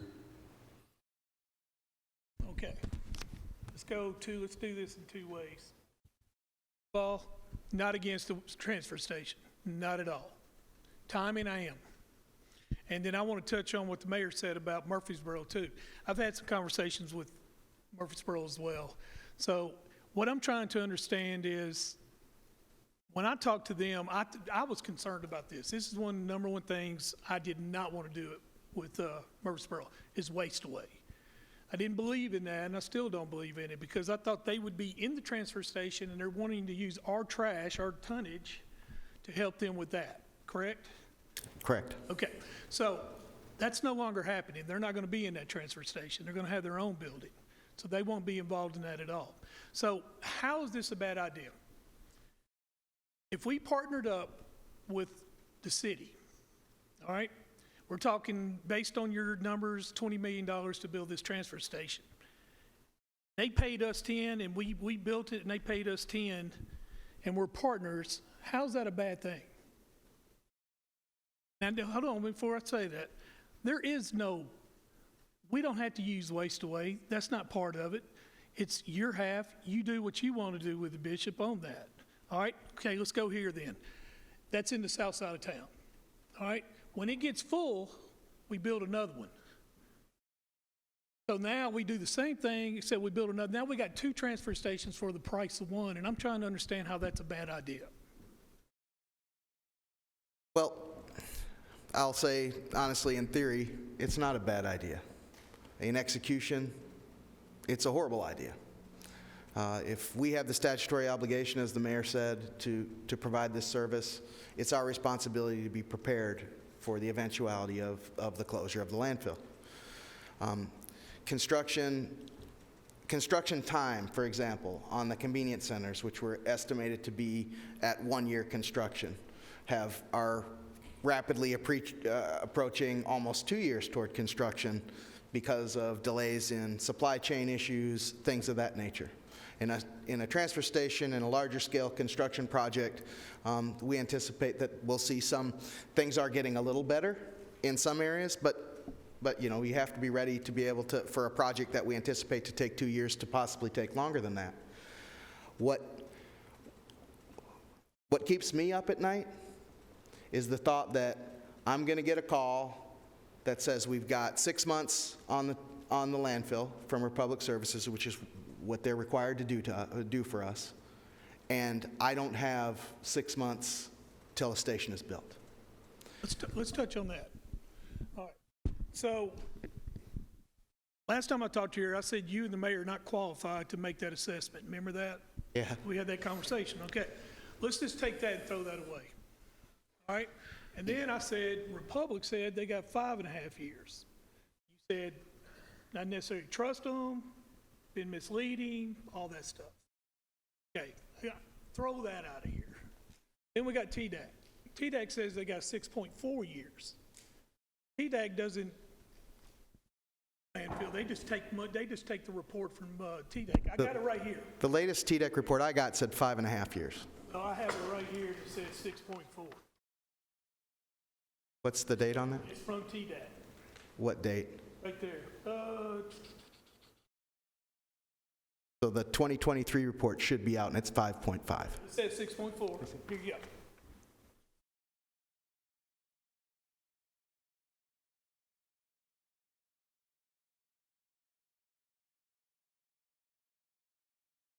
You got 5.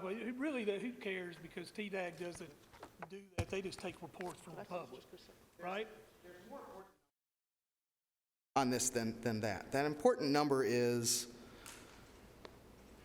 airspace utilization rate, waste density, pounds per cubic yard. That number on this report is 2,028.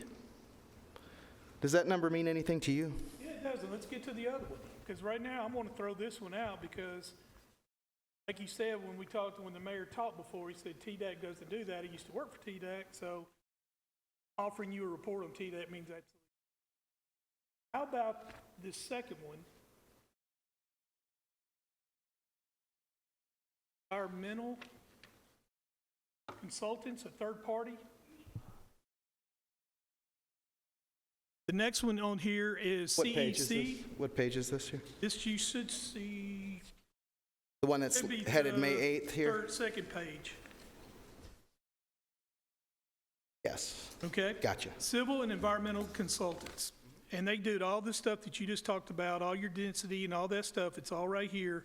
And they estimate 5.56 years. So is there any reason for us to disregard this as nonsense, or yes, it's a good thing, or? I mean, I get the TDAC, I take it off. I get the Republic, take them out. I get the one that's on y'all, take it out. So how do I sit here and not believe this is true? So, well, there are a couple things on this that I'm looking for, and granted, I'm just looking at this for the first time. So I'm looking for I am speaking to the validity of this company. Should we or should we not believe what they got on here? Well, I guess I will say this, that I'm not going to sit here and say that they are being dishonest in records that they're supplying to the state. I'm saying that as a professional in the solid waste industry, this 2,028 pounds per cubic yard value, that's their density rate, compaction ratio, cannot be achieved by 1 or 2 bulldozers running over waste one pass at a time. And that's been practiced in the 18 months that I've been here. 1,600 pounds per cubic yard is the industry standard as a best practice. I have not seen or witnessed a landfill that has operated at that capacity for any longer than a short period of time, much less an entire year.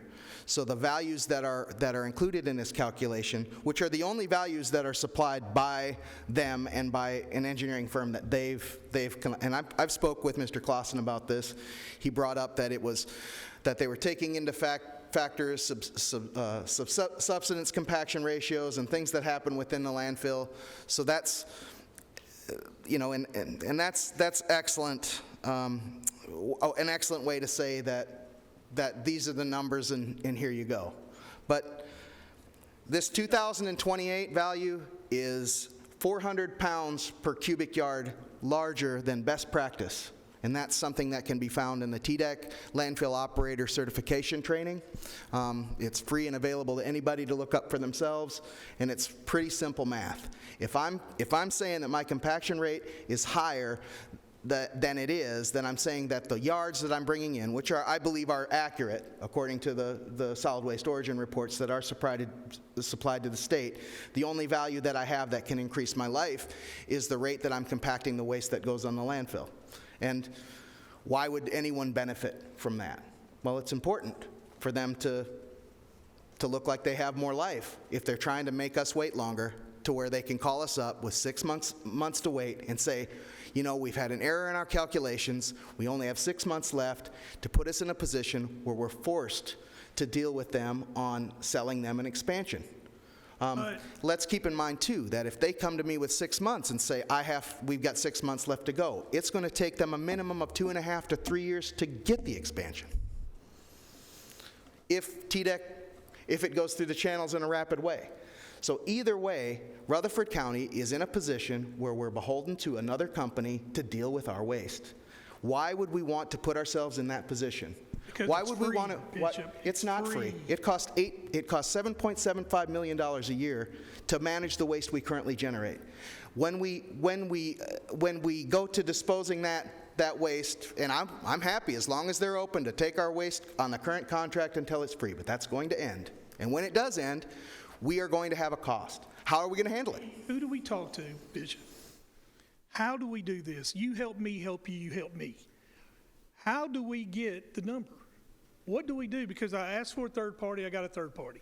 I asked for a public, which don't believe in public, you know, they lie, so throw them out. All right? I don't think you're qualified to make the assessment you made.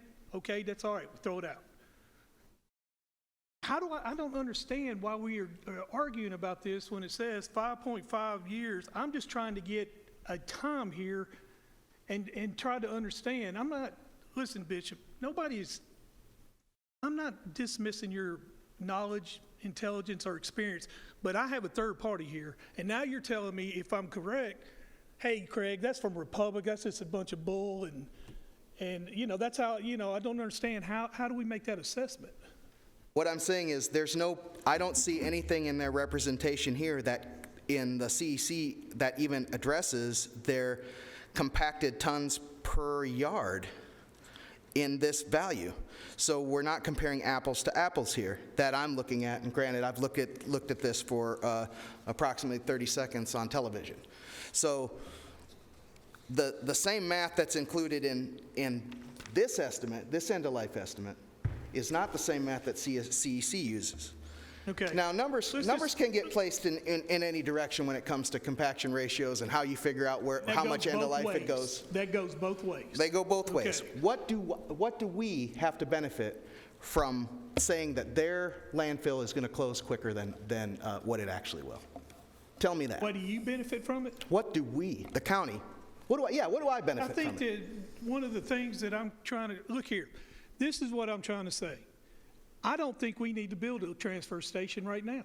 I don't. You say it is because you're telling us we're closing in 2 years, we're going to get called, it's going to have 6 months, and there's going to be trash sitting out on the square. I get it. That's you. I'm trying to say is we just hit our taxpayers with a 16% tax raise. We just hit them with a $200 million bond for schools. I'm not saying that we don't need a transfer station. I'm not saying that at all. My question is, why right now? Why do I have to do it right now? Because they just paid for it. It's in the budget right now. It's in the budget, but that doesn't mean anything. It's appropriated. It doesn't mean we have to spend it. Here, let me ask this. Mayor, can I have a question? Mayor, can I ask a question?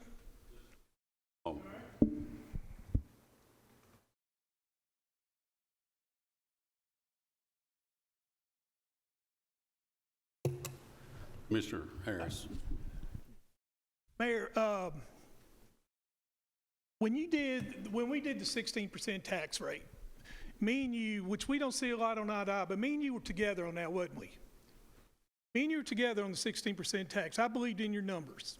I thought your numbers were correct. Chairman Harris, you were a big part of our success in that regard. Thank you. And I believed in your numbers. My question is this. You made a comment on WGNS, and I agree with it. You said that if we can't get revenues in, we might have to raise taxes again. You remember that statement? I've said it more than once. Okay. So what I'm trying to say is that all the work that we're trying to do to get revenues in here, it's not looking good for us. I mean, it's looking bleak. We're trying, you're trying, but we're having a hard time. Would you agree with that? No, sir, I would not. Wouldn't agree with that? I wouldn't agree with that assessment. I think the fact is that we are making, as a matter of fact, I strongly disagree with that assessment. I think we've made incredible progress in a very short period of time because of the actions of this commission to act physically responsible in a conservative way, and the fact that and I know some in here did not vote that way, but we bit the bullet as a body and as a mayor, and we leveled the playing field and we reset the deck. And what this proposal literally does is it affords us the opportunity to mitigate the cost of our solid waste department. That's what it does. We have a budget, Michael, our budget for solid waste is approximately $8 to $9 million a year. Is that right? $7,750,000. Almost $8 million. So if we can, just like we charge for brush and tires, we have tipping fees for brush and tires, don't we, Bishop? Yes, sir. Okay, so we collect revenue there. We collect $1.20 a ton, or about $750,000 a year from Republic for outside waste brought to our middle point. That's in our host benefit agreement. So we have different revenue points that offset the cost of a solid waste department to operate the 14 convenience centers, I believe is what it is. And this is another way for us to continue to offset the cost of the operation of a solid waste department. By doing so, and Commissioner Irvin's question to Michael Smith was very appropriate, does that then afford us the opportunity to move those other funds that we're using internally in other areas? And it does. So I think we're doing a great job, but we got a lot of work to do left, and I think this is part of that equation to be physically, conservatively responsible. The amount of revenue this county needs to offset tax increases is substantially more than what you just said. That's why we're fighting so hard for an impact fee or school facilities tax. That's why we're fighting for all that stuff. That's my point on this. Here's my other point. If we delayed 1 year, that would give us $20 million for our ending funded balance on appropriations. That would help us. Would that not, Mike, help us? No, so we budgeted debt service capacity for $20 million. So it would increase the 151 debt service fund by approximately $1.5 million in fund balance. But we also got a huge amount of money that's coming up with the schools to borrow as well, correct? According to them. That doesn't mean it's happening, but. Tonight was the $154 million, and then we put in the budget debt service capacity for $60 million in the spring. Okay, so really, if we delayed this for 1 year, all we're basically saving is $1.5 million a year. If we delayed this for a year, we're the $1.5 million. We lose the money that we would save on closing costs for going to bond now, and we would incur the cost of inflation that would be placed on construction that climbs at a pretty steady percentage from year to year. It would be nothing to anticipate a $20 million project today would cost $28 million within 1 year. I mean, that's an estimate. But aren't you in construction, sir? I guarantee I know more about it than you do. Then you made quite a bit of money in the last few months, right? So that inflation works just like that. Relax. Relax. All right, here we go. Chairman Pete, when we get a minute, I'd like to make a comment. We'll give you time here in a minute. Continue. No, I'll yield to him. Commissioner Piercy. Like I said in Public Works the other night, we used to stand in this room to speak, and I'm going to start doing it whether you like it or not. First thing I'm going to tell you, Bishop, I think you do an excellent job at what you're trying to do. I know you've got a tremendous job trying to handle the trash in this county. And a lot of questions have been thrown at you tonight that you probably don't have an answer, but you're doing very well. You're under a lot of scrutiny. Questions, people want to know the answers. It's good to have discussion. The paper that was generated and left in on Rachel's desk, where it says operations, right here, all these numbers on this paper, could we not say those numbers are only an estimate and not a basic number? It's just more or less a guesstimate, because we don't know. It's just a good estimate, correct?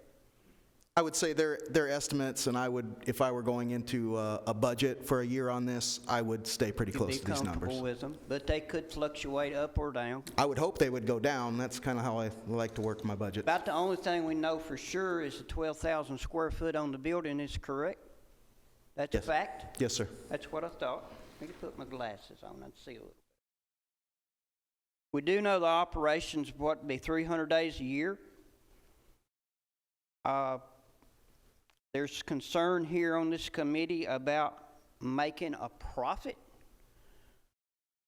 Can't make a profit till you make your expenses. So your profit's going to be on down the road. It won't be tomorrow. It won't be in 3 years. It'll be further on down the road. Hopefully one day your department could take this and become self-sustainable, like our codes department on their fees and all. We raised their fees enough to get them where they're operating on their own money. And Mayor Carr, you can probably help me with this, or the finance director. It hadn't been too long ago that a bill come through this committee from the city, something to do with the plaza. We were having to pay for something at the plaza. Can you tell me what that was? I think you're talking about the garage. Okay, the Mr. garage. Smith, you may want to. We do. We pay quarterly for maintenance and upkeep of the city plaza and the city parking garage. Okay. And that's down under the plaza, right? Correct. The garage under and then the plaza on top. Do you know offhand what amount of money that would have been that we had to pay? Just ballpark it. It didn't have to be close. This year it was several $100,000 because of a sprinkler upgrade. I believe roughly it's around, please don't quote me on this because I don't have it in front of me, about $100,000 when we don't have, $100,000 a year when we don't have the major projects, the fencing and the sprinkler upgrades. But I think this year it was several $100,000. Do we own that building? No, we own a corner portion, a certain percentage of the city plaza and parking garage. Okay. I believe it's a weird agreement, but it's where the roundabout, where you walk down the steps, rotunda on the left side over there, if you're looking at it from here, we own that corner. Okay. Well, the reason I asked, it's been quoted here and maybe in Public Works the other night that the city would probably let us use their transfer station at will and maybe might not even charge us. But when they charge us for the plaza work and all, I kind of doubt they're going to let us do anything for free. But they might. Mr. Harris, I really appreciate all your questions you had for Bishop. You put him through the ringer pretty good, but and I know you're not done. But while I've got this mic, I've listened to this conversation for a good 7 years with another trash director. He had a hard time too, like Bishop, a lot of nights. The pressure was put to him. But I'm going to make the motion where y'all can, if you want to second it, do, and then bring the discussion back. But I'm going to make the motion to move this forward, going to the bond market with it, and then on to the full commission for a full commission approval. Because a $20 million bond needs to be heard in front of the 21 commissioners and let everybody have a say in it. Not just 7 here, not just 7 on Public Works. It needs to be heard through the full 21 commission. I have a motion on the floor. Do I hear a second? Second. I have a second. Discussion. Mr. Harris, you are welcome to pick back up. May I say something, would Commissioner ask- Harris, before you say something? I Can I say? respect you. I want to apologize All for. right, the mayor gave me a look like I was the worst person in the world. I was not trying to attack you, sir, not at all. I want was to just trying apologize to for my say- attitude. I get a little defensive No, here, it's and I okay. apologize. It's all right. I had that I had that on people. So the thing that I am trying to do, actually, I'm in a bad situation here because this is talking about the issuance of a bond. And so we don't necessarily, because we issue the bond, we don't necessarily have to build it right away anyway. This discussion is really going on whether we want to go ahead and do the issuance. Am I correct? You can have some delay. Michael can explain this much better, but you have to spend this money within a certain length of time. So I think it was Gooch or whoever asked about the money that we could save by investing that with Ted Beatty. We can do that for a short period, but that money has to be allocated and spent. You're going to run into, because of the interest rate right now, you're going to run into an arbitrage calculation where we will end up having to pay a certain amount back to the IRS. Again, this will be one large bond, be about $180 million. I'm rounding. But we will have to do an arbitrage study on this, and if we did not spend this within a certain amount of time quick enough, we would be paying money back to the IRS. Okay. Any other questions or discussion? This is the initial motion to approve, This is for the initial resolution authorizing the issuance not to exceed $20,300,000 of general obligation bonds of Rutherford County. If this motion passes, item 18, then we'll proceed to item 19. If it does not, then we have no need to go to 19. We'll come back to our discussion here. We have a motion and a second on the floor. Any other discussion on the motion?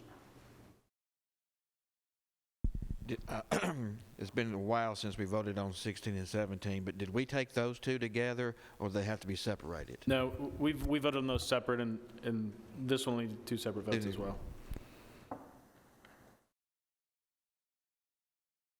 Any further discussion?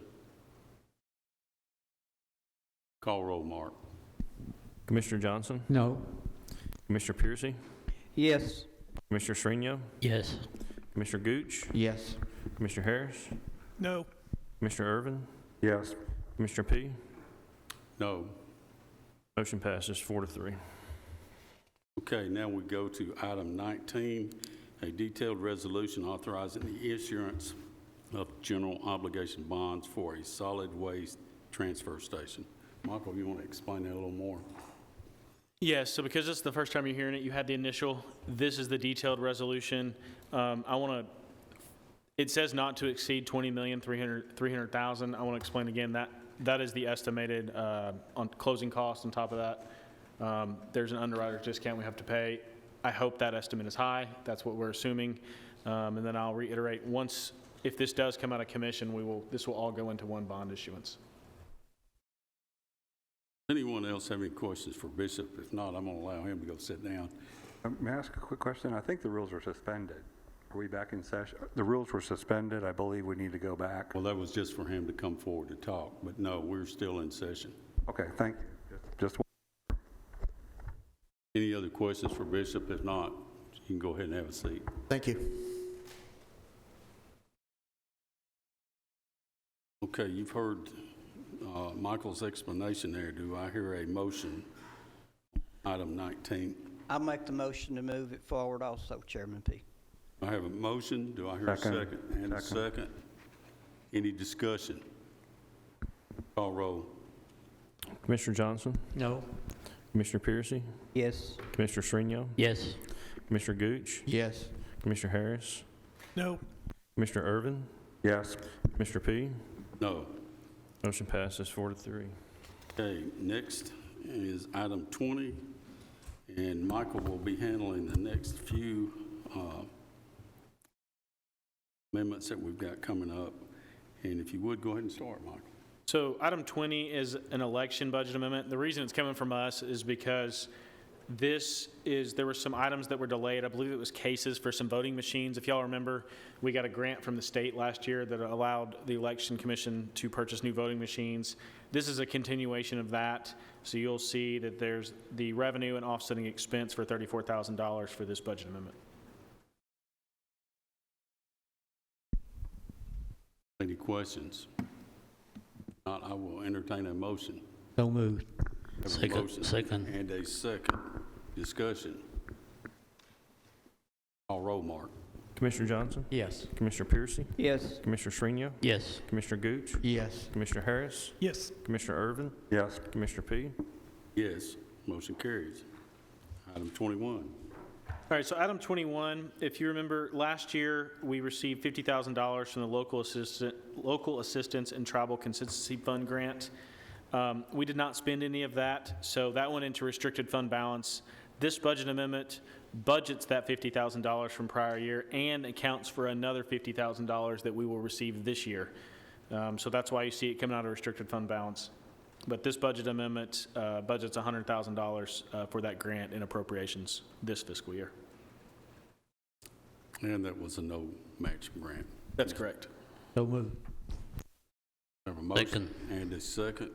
Any discussion? Call roll, Mark.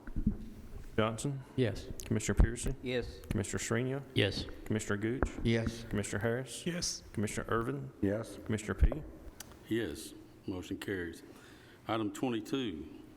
Okay, so item 22 is various budget amendments for several grants, and we have them listed under one item, but I will scroll through them. There's, I think, 3 or 4 pages. But what these grants are grants that are already approved. So the vote tonight is not to approve these grants. What happens is a lot of these grants go through September or October. The federal fiscal year is through September and October. So a lot of these grants had carryover, but when we were going through the budget process in May and June, we were still spending money on these grants. So we didn't know how much we were going to have left over to go into this fiscal year. So a lot of these, there's several grants that we're now allocating that carryover money plus the updated grant amount awarded by the grant.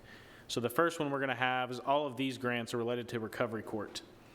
And you'll notice we do have some small matching percentages in here. We did account for that. We knew that was going to be coming out of unassigned fund balance last year when we did the budget. They are small amounts. But like I said, and you'll notice most of these are not salaries. They are all supplies, equipment, things like that we were still spending. There are a few salaries in here as we got final grant carryover amounts. But none of these grants here add any new positions.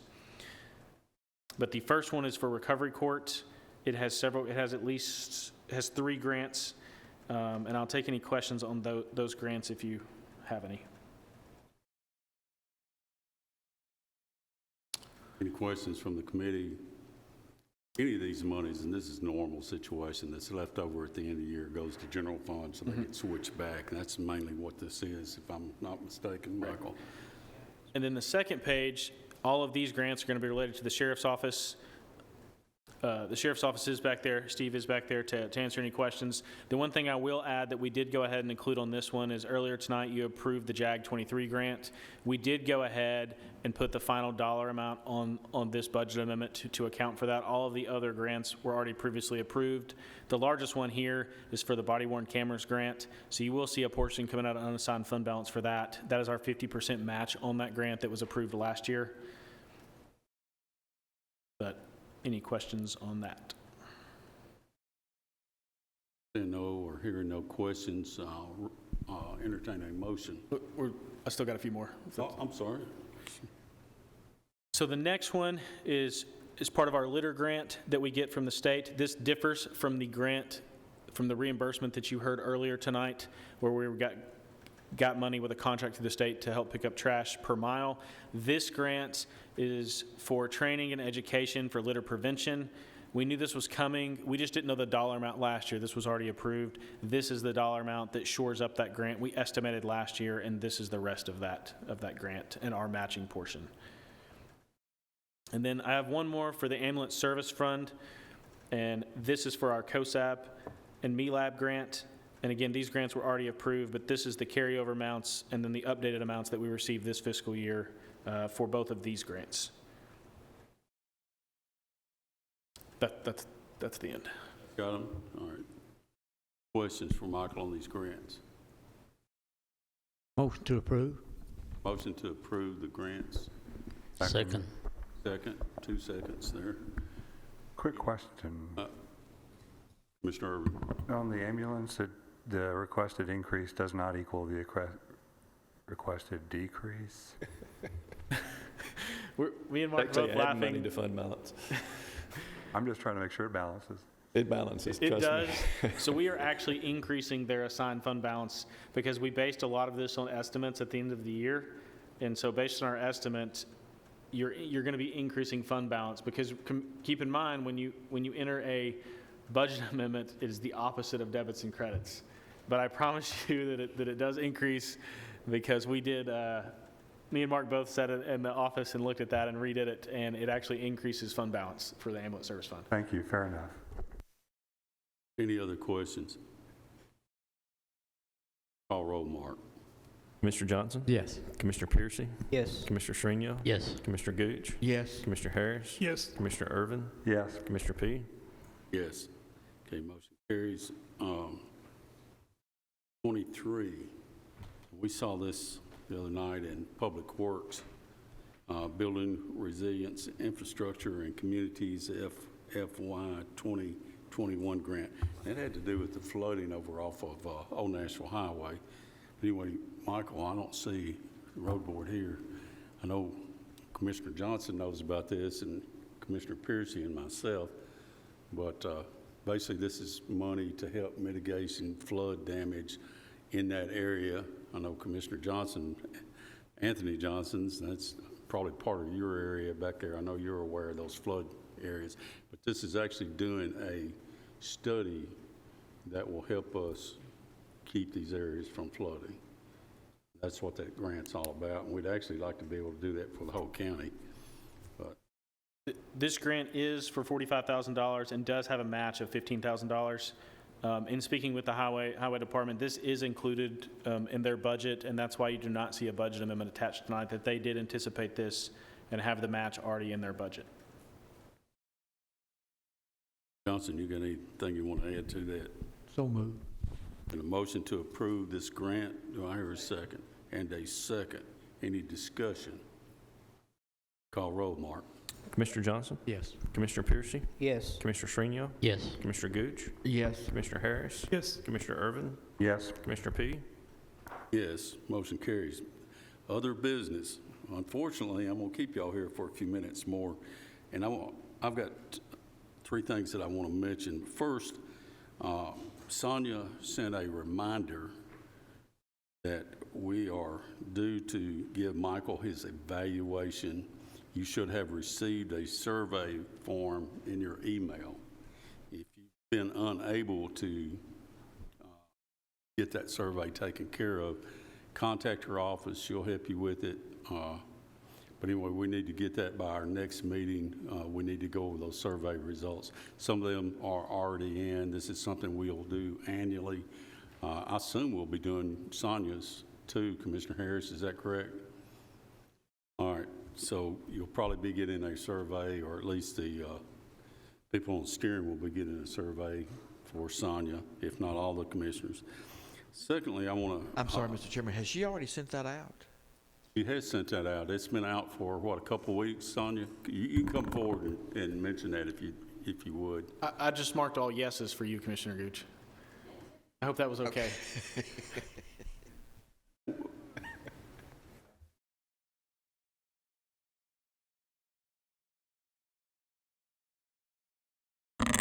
Well, that might have been bad, Michael, because one of the questions was, is he hard to get along with? No, I'm just kidding. I'm just teasing. And does he sleep during meetings? I sent the surveys to, the first time I sent it out, I sent it to everybody's personal email address that I had on file. And then when I sent the reminder, I sent it to your district email. So if you didn't get it, or some people got it and was having difficulty getting in, just let me know and I can set up your username and your password for you and send that to you, and you can update your password. It's I think it's probably a pretty easy, once you get into it, to answer the questions. But anybody's welcome. It went out to all 21 commissioners, so anybody's welcome to call me if they have problems getting into it. You'll call me tomorrow. Okay. Is any questions? No? Okay, thank you. Thank you, Sonia. I'm going to recognize Chairman Phillips in a moment, but before I do, I want to recognize someone else that I invited to come here, and that's Will Denami, and I hope I pronounced your name right. Will, if you would stand up for just a second. Will worked for us last year as a lobbyist. He was seen the other night at steering, and he will be sent forward to the full commission. I asked him to come because I had some questions I wanted to ask him myself, and personally, I'd like to give him a moment to talk, if that's okay with the rest of the committee. Do I see any nods? That's an okay. Will, if you would, come forward. Tell us a little bit about yourself, and I appreciate you sticking through this meeting. You see how we operate here. I do. I learned a lot tonight. Thank you, Mr. Chairman. Thank you. It's an honor to be here, and thank you for taking time to talk to me earlier today. I see some familiar faces now, but most of the faces are really new, and I wanted to introduce myself and thank you for the opportunity to work on behalf of Rutherford County during the legislative session from January through the end of June, and I'm here now hoping to, continue working for you.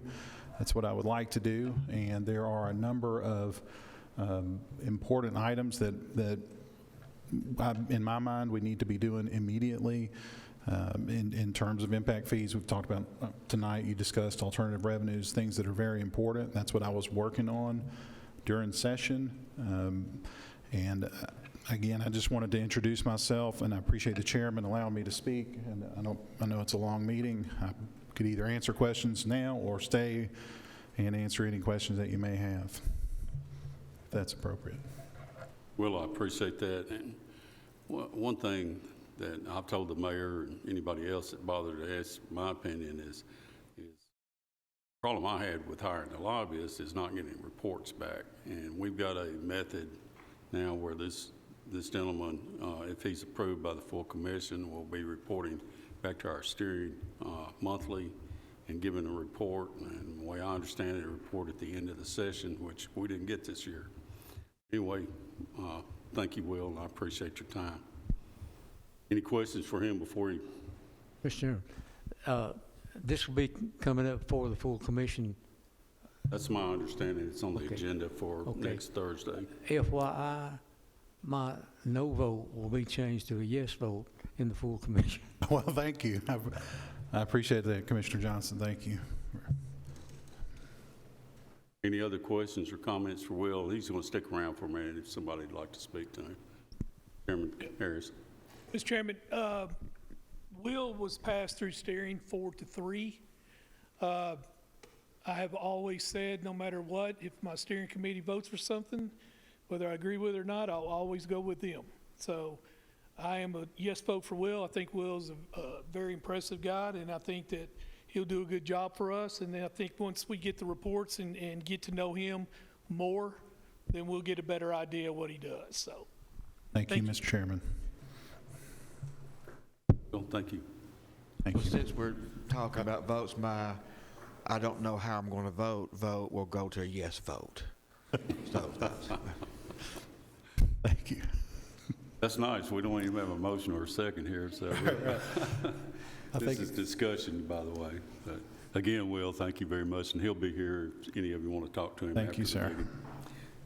The last thing, and hopefully we can draw this to a close, I want to recognize Chairman Phillips and a discussion of something we just talked about a moment ago. Thank you, Chairman P. I want to bring this up, of course, at our full commission meeting, but I wanted to bring it to budget first. As we were into the budget process this past year, there were a couple of options that were presented late in the process, and the budget committee and the full commission really didn't have it was a time element, didn't have time to react to those suggestions. One was brought up by Commissioner Piercy on wheel tax as an alternative to property taxes, and then Chairman Pro Tem Gooch brought up a fire tax once again as an alternative to property taxes. I'm going to instruct, as your chairman, I'm going to instruct the steering committee to study the issue of a fire tax and report back to budget sometime around January as to what that might look like and make some type of a recommendation there. So the budget committee will have an option to look at that alternative tax next year. The same thing with the fire tax. It's going to public safety to discuss that and report back to budget sometime around January, the first of the year, so that the budget committee will have options to look at, and there won't be last minute type of things. So it'll give us the opportunity to study those things much in advance, and we will have those options and the placement of those options, those type of things. So that's coming up. The announcement will be made at next week at the full commission meeting. But to know that public safety will be looking at the fire tax, and steering will be looking at the wheel tax, and we'll make those presentations before the budget committee sometime around January 1st. That'll give them about 4 months to study those options. And then the budget committee, as we get into the budget process, will have those options to discuss and present to the full commission. So we're going to get a head start this year. We're not going to wait till the last minute to look at those options as far as an option to the property tax rate. So just wanted to let you guys know that we'll not bypass the committee process. The committees will look at those and not saying that we're going to do any of them, but it needs to be discussed, and what those options are and what those would look like from a financial perspective, and be able to present those to the budget committee with some real options for the budget committee to make some decisions next year. Chairman, a question for you. Should we also be looking at our planning and our codes department's revenues again? That'll be up to the committee process as to what they want to do. My intention with this, or our intention with this, is to make sure that it's discussed beforehand. Those options have already been exercised and can be exercised again. It'll be up to the commission to dictate, and that's not dictate, but to suggest what additional revenue sources may come out of that planning department. Let me go ahead and say that our comprehensive plan is extremely important, and we keep talking about all types of other things, but our comprehensive plan, as we get into this next year, should give us as a county government options that we do not have right now, as far as how our land should be zoned and how our property should be put in the right particular node, and what this county should look like 20, 30 to even 50 years in the future. We know that there are some challenges that we have, but this plan is extremely important for the county to have control over how we use our long-term, as how we look at our county long-term, and how we use the land that we have left going forward. This is an example. Everything is zoned from a residential perspective right now. And we have no say-so as to what goes on that piece of property as long as it meets our standards. If we change our zoning, like from a residential to an agricultural zone for farmland, and those farmlands want to be sold and developed, they have to come to us and make sure that it fits our long-term land use plan. So that is extremely important. It will give us some actual voice and how we use our land going forward. That's a radical change. It is, but think about it, Commissioner. What we did back in the early 1960s was to develop this plan, and it might have been okay then, but in my mind it is not okay right now, and we need to look at it differently. Other counties have done it and have more control over what their counties look like than we do. So we just need to support our planning department as they put this plan together. I think there's a community. Yeah, Doug sent an email, and I forget the date. Yes, it is a community feedback open house scheduled for the 22nd, and I believe that's at the MTSU School of Concrete Management. I believe that's where that will be. So stay tuned, watch that on TV, attend it if you can. But our planning department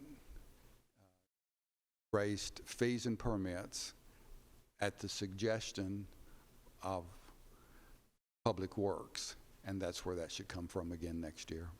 Well, that's why I mentioned it, being on Public Works. Commissioner Johnson, recognize you. Would it be appropriate, I know the reappraisal for property is every 4 years, correct? That's the cycle now, right?